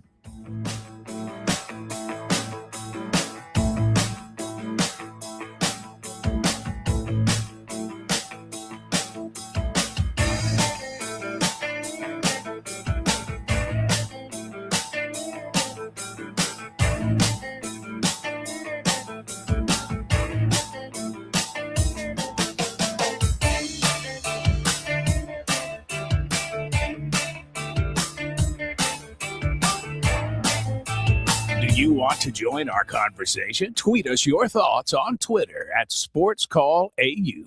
Weather brought to you by Auburn University Credit Union. Tiger Rewards checking at Auburn University Credit Union gives you the tools to manage your credit, monitor for fraud, telehealth services, loan discounts, and more. Visit myaucu.org for more details. Federally insured by the NCUA, Equal Opportunity Lender. Today, we'll see high temperatures in the mid to upper 80s. We will see a decent coverage area of afternoon scattered showers and thunderstorms. About 40 to 50% of the area could see some rain in the afternoon. Those will drop into the low 70s. Tomorrow, the temperature goes up. The rain chances go down a little. Highs right around 90, upper 80s for others. We'll see a good bit of sunshine, and a very stray afternoon shower or thunderstorm is possible, but only about a 20% chance overall. I'm Ryan Lavoie for your Tiger Communications weather update. Frederick Dean Funeral Home and Crematory is here for you when you need us. With locations in Lee, Chambers, and Tallapoosa counties, serving the people of East Alabama and West Georgia since 1900. A family-owned and operated business, skip the hassle of the big corporate mortuaries. Our kind, compassionate team members are standing by to assist your family in the hardest of times. An on-site crematory, private cemetery, and a choice of facilities makes Frederick Dean unique. Visit us at frederickdean.com. Looking for great deals while supporting a great cause? Visit Lifesavers Mission Thrift Store, conveniently located on East University behind Zaxby's. We're open Tuesday through Saturday from 10 until 5 with a huge selection of furniture, clothing for the whole family, books, home decor, and so much more. Have items to donate? We'll gladly accept donations at the back of the store from 10 until 4. Shop, donate, and make a difference at Lifesavers Mission Thrift Store, where every purchase helps change lives. Memories are priceless. That mom's trip you've been talking about, flights, hotel, concert tickets, not so much. But that's where Max Credit Union comes in. Whether it's a weekend getaway with friends, front row concert tickets, or finally taking that trip without the kids in tow, Max has lending tools to help make it happen. Go make the memories. We got the rest. Max Credit Union. Certain restrictions apply for qualified borrowers. TK's convenience stores have a brand new look. That's right. Look for the red, white, and blue. It's Arco, American-owned top-tier gasoline, now at select TK's locations. Need great gas at a great price? TK's and Arco have you covered with the best price gas in town. American-made fuel for you and your family. So roll into your neighborhood TK's today, where TK's and Arco are as American as apple pie. The summer heat is here, and the best way to make sure you stay cool all season long is to give May Refrigeration a call. When your AC goes out or needs maintenance, May Refrigeration's technicians are trained and equipped to handle anything that comes their way. And don't forget, it's never a bad time to get your heating system checked, especially when you aren't using it. Give May Refrigeration a call today at 745-COLD. That's 745-COLD. So for quality customer service that you can count on every time, May Refrigeration, proudly serving the Auburn and Opelika area. This is former Auburn football player Danny Skutak, and you are listening to the Abby Award-winning Sports Call Auburn.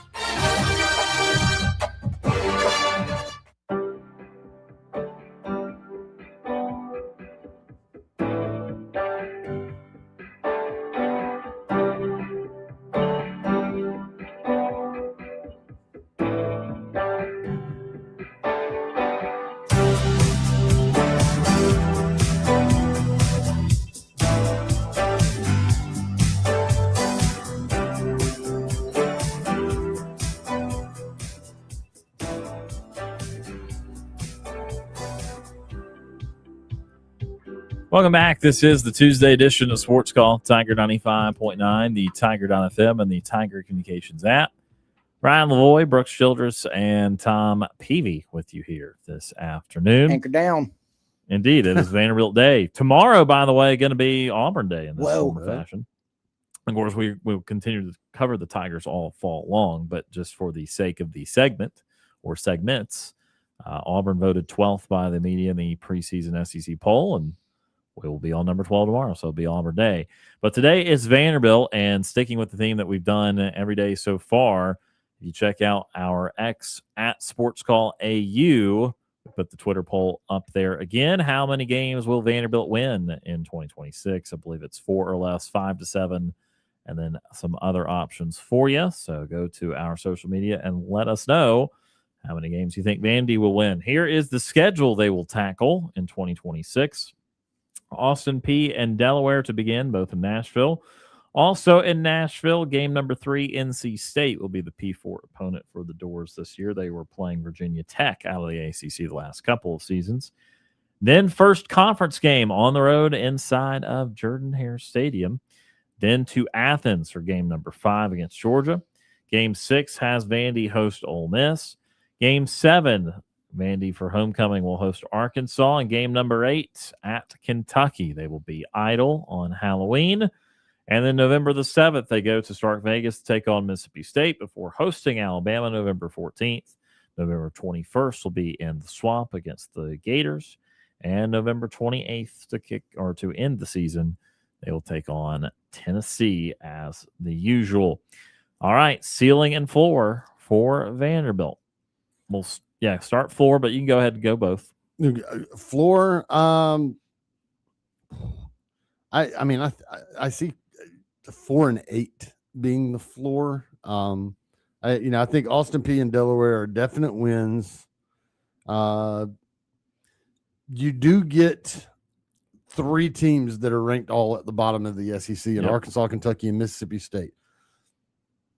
So, now that's 5 wins, but 2 of those are on the road. And so if you're bad, if you're that type of 4-win, 5-win team, there's a very good chance that you lose one of those on the road. So, if they're just bad Vanderbilt, I see 4 wins. I see 4 that they could definitely get.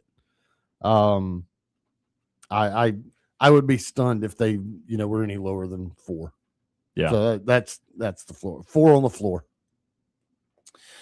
I'm kind of in the same area as you, Tom, because I mentioned it with some of the other teams that I've gotten the privilege to preview. The FCS opponent and the Group of 5 opponent, if you're an SEC team, even if you're Vanderbilt, and especially if you're Vanderbilt coming off a 10-win season, you shouldn't be losing to those squads. So give them 2 wins against Austin P and Delaware.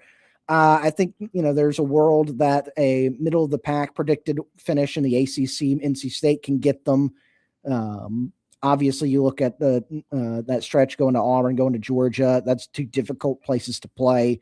Ole Miss is a team that is, at least preseason, expected to be really, really good.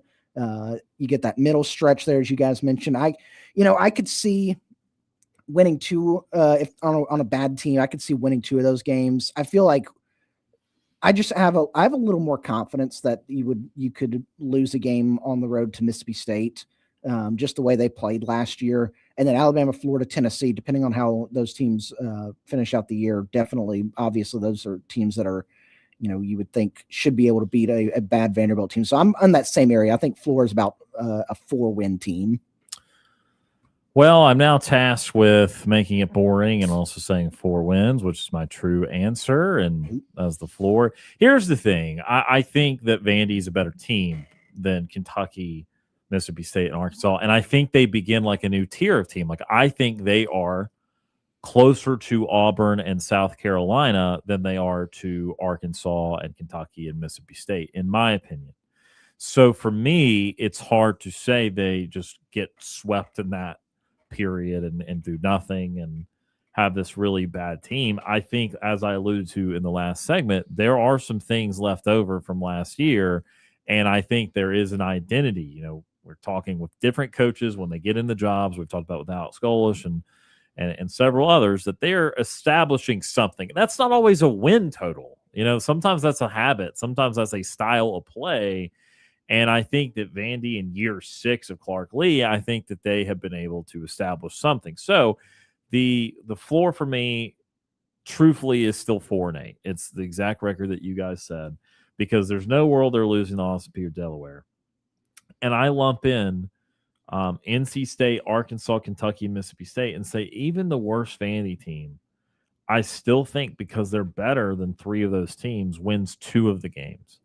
And there would be most years that Vandy would be the team, because we've said in previous days 2-10, 3-9 as the floor, and usually Vandy is one of those teams. But I just think they're a step above the Arkansas and Kentuckys. They literally play all those guys. And again, we talked about it.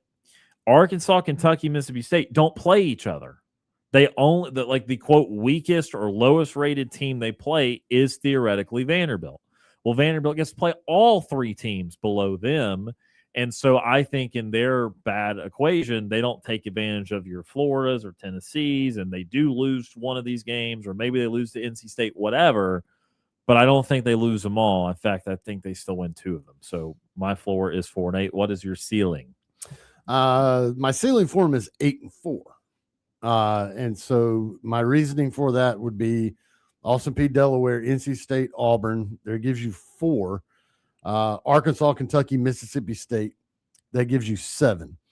Then that would leave them potentially where they host Ole Miss if Ole Miss is not as good as people think. And then you're hosting Alabama, you're hosting Tennessee, you're at Florida. Maybe you steal one of those, because if you're an potential 8-win Vanderbilt team, then maybe you're to the level that you could sneak up on one of those. I don't see 9, but I guess there's the world of that. I feel more comfortable saying 8. So I think the ceiling is 8 for them. I'll be boring. I'm going to say the same thing. I think 8 wins around that area is where I would have them as well. As you were saying, Tom, I think you have a realistic. If they are a really good team, and really good for Vanderbilt standards, I think that you go in, get those first 3, get those middle 3 with Arkansas, Kentucky, Mississippi State, and then a combination of maybe an Auburn early, as you mentioned, maybe an Ole Miss. Something about this Ole Miss team still, until I see it on the field this year, without the extra boost of we're in the playoff and we're trying to stick it to Lane Kiffin for leaving us. Without Lane Kiffin, I know Trinidad Chambliss is still there, but something about Pete Golding still has not gotten me to the point where I'm like, yes, I'm fully convinced that they are going to be absolutely fantastic. So that's why I put them in there. If Vanderbilt's really good, they could pick off one of those 2. And then those last 3, if Florida turns out to not be as good as folks say, maybe if Tennessee goes down the stretch and they're not in a playoff spot, if they're in a spiral as they head down the stretch, that's become and part of it was the Pavia stuff, but that's become a fun rivalry again, those 2 playing each other. And then I'd be remiss as an Auburn fan saying this: Alabama makes their return to Nashville. The last time Alabama played in Nashville, Vanderbilt got them. Not saying it's going to happen, but if you grab one of those last 3 in that area, I could see an 8-win team coming out of this national squad as my ceiling. And you talk about Tennessee, I know it's a little vague. I can't remember who exactly it was, but they did lose a starting DB to an ACL tear earlier this week. So they're down a DB, and that's not as much happening in college, but we know that's happened a ton in the NFL in the first week of fall camp. Going third, sometimes you just end up following the leader, and you're just on a drafting. We're just all right there together. Yeah. Because I'll try to go into a detailed explanation of why it's not 9-3 for me. I think Jerry Curtis is good, but I can't promise as a freshman that he's A, finished product, or B, a perfect fit in the offense. So even if those things are true, even if he is a perfect fit, he's not going to be a finished product. Diego Pavia year 1 at Vandy, far different than Diego Pavia year 2 at Vandy. That went from a 6-6 team to a 10-2 team. That's a large chasm.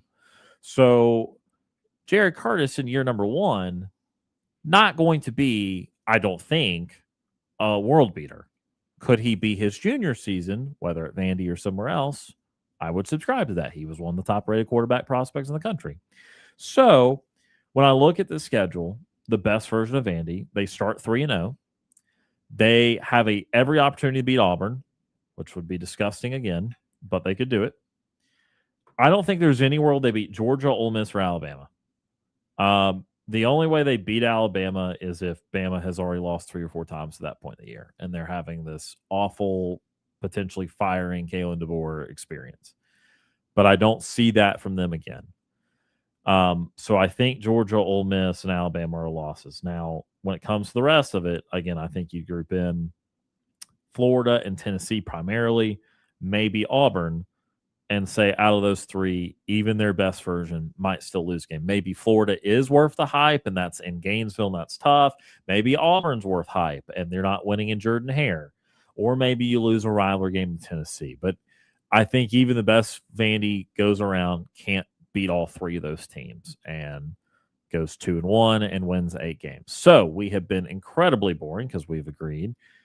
Final record prediction, guys. Let's see if we do it again. Can we go 3 for 3 and all agree? What do you think is ultimately the result for the Doors in 2026? I'm going to give them 5. I'll give them 5 wins. Okay. 5 and 7. I'll go 5. Yeah, 5 and 7. Here's the other thing with Jarrett Curtis, which also makes me curious. I had to look it up. Nashville Christian School. So I don't think he's been playing high level football. I think that's probably, if I had to guess, that's probably a very smaller school. And so maybe there's an issue there. I don't know. I'm going to go 5 wins. So just above their floor. I think they're bowl bound again. I would say 6. I'm going to give them 6 wins. We have a disagreement. Thank the Lord. Because I think that they could be good enough this year to win those first 3, win those middle 3, and get you to 6. Part of me wants to say 7, but I just don't know about, some of these bigger boys. And, maybe even they lose to NC State and again, don't want to hear this. Get Auburn. Yeah, get Auburn or get Florida at the end of the year. Pick off somebody they're not supposed to. But I think that 6 wins, get them back to a bowl game and build from there. I'm shaky on how I think the Curtis is going to be, but I think they are going to be good enough to get 6 wins out of the season. I do too. And so at least when Tom said 5, I knew I would at least be the one to disagree, and Brooks joined me in disagreeing. So therefore I've agreed with Brooks times 3. I've got them at 6 and 6. So again, I always disclose the ballot. I disclose my ballot the day after media days. I had Vandy 13th, which is right where they're picked.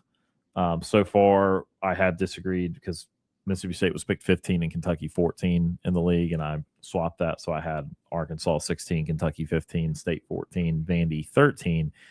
This is the first point that makes a bowl game. And I think Vandy wins 3 league games. So I think they beat State, and so they got their 3 non-cons. And then I think that the paper says they just beat Kentucky, Mississippi State, Arkansas. It's also totally possible that they win 2 and then, as Brooks said, beat Auburn or Florida or even Tennessee. Because I had them behind Florida, I'm going to say that they're 3 and 6 in the league. It does not insinuate they beat Florida. So I think that Florida will probably have a tiebreaker at 3 and 6 in the league on them. This, that, and the other thing, blah, blah, blah. For the sake of coherency, I just want to kind of show my work there. But I think Vandy does make a bowl game. I think they're respectable. I think it's not as potent as 38.5 points a game like it was with Pavia last year, but I also don't think it's 22.5 points a game the way it was the year before Pavia got on campus. I think they've got enough there. And like I said, I think their defense has enough to be fine. 23 points a game the last 2 years, essentially, and pretty consistent. And if they give them 23 again next year or this year, I think they'll have enough offense to not fall off the cliff. So I'll go 6 and 6 with Andy. And I will say, let me ask this because we still got a couple more minutes.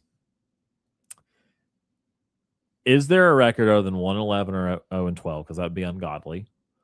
Is there a record where Clark Lee does not return for a 7th season? Like, is 3-9 fire? Well, you're no, 2-10. Not this year. Okay. No. Lee's good. Okay. Oh yeah. No, I think they're in love with Clark Lee over there. I think it would have to be a couple of years of 2 wins to where it's like, all right, we had lightning in a bottle with those couple of years with Pavia, and now it's, we're not getting it done. That would not happen after just 1 year of a just terrible season. I don't know, because the fans may immediately.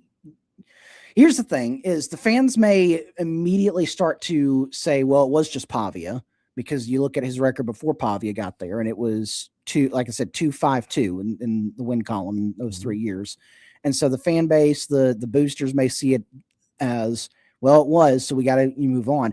I think the more realistic, though, I think ultimately I come back to what you said, Tom. It's got to be a disastrous. I think 1 win, no wins down there, maybe even 2 wins. I'll say this. I'll say he goes 2-10. I think that is where they pull the trigger.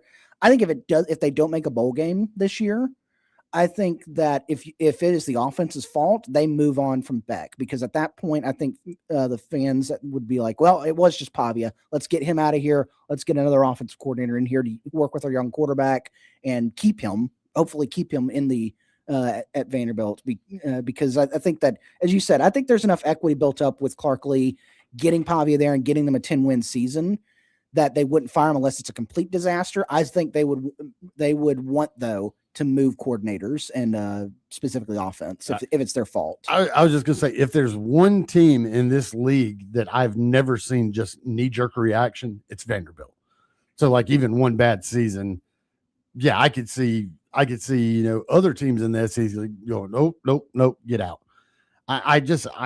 Vanderbilt's never been that type, and it's like, okay, yeah, we were bad this year, but we've got that quarterback, and let's give him another year and make sure that we kind of get it back on track. I would be stunned if Vanderbilt made such a knee-jerk reaction to fire him after just one horrifically bad season. And that's true that they haven't, but they've also never spent more than they have now. Then they've never cared more, and they've never known that they can do more than they can right now. And that's why I think it's very debatable, because I don't know exactly where I land on that. But if they went 2-10, Clark Lee would be 28-46 in 7 seasons at Vandy. And it is just such a, man, that really was Pavia, nothing else. Right. And again, we're operating with extremes here, because literally none of us said that we'd even theorize they'd go 2-10 or 3-9. We all said 4-8 was their floor. But that's why I'm saying, if you do something that goes right back to what it was pre-Pavia, like no evidence of retaining anything,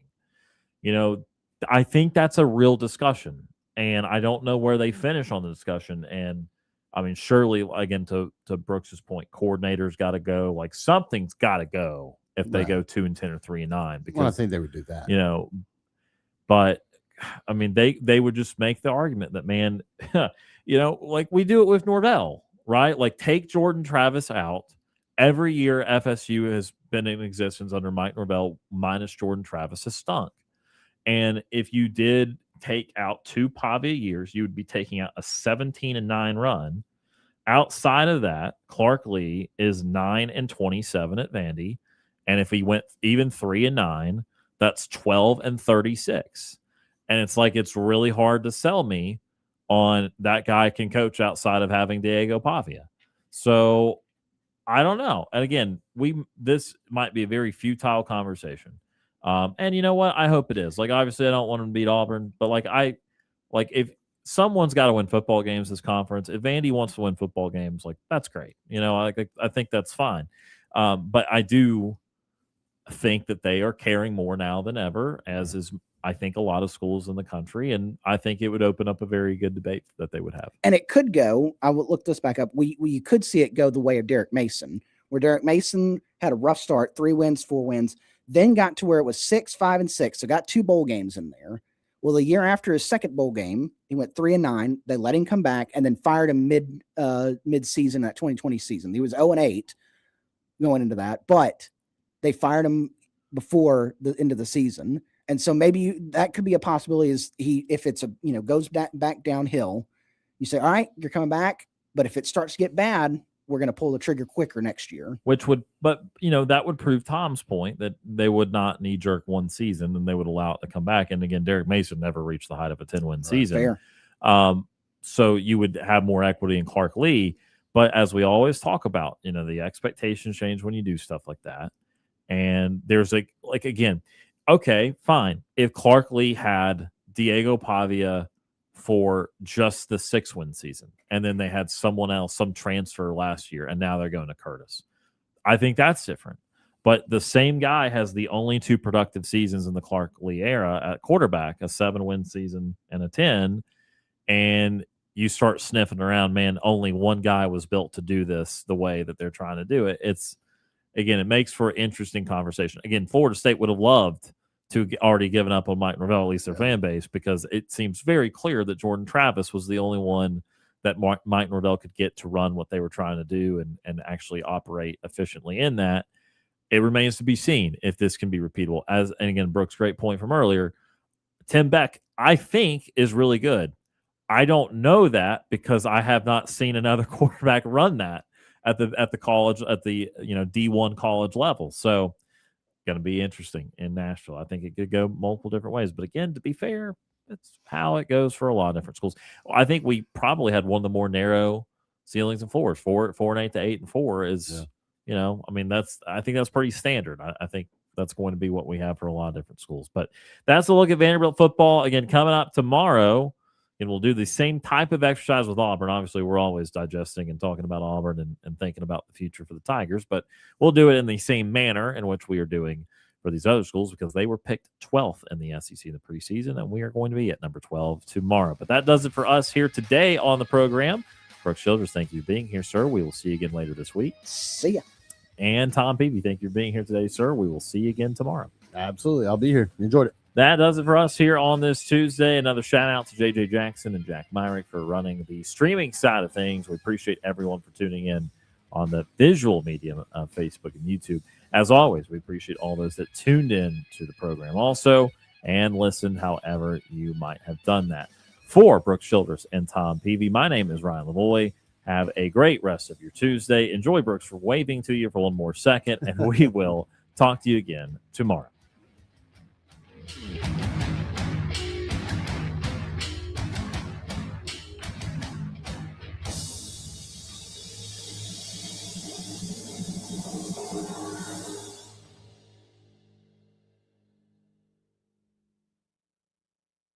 On Saturdays, we all wear orange and blue, but every day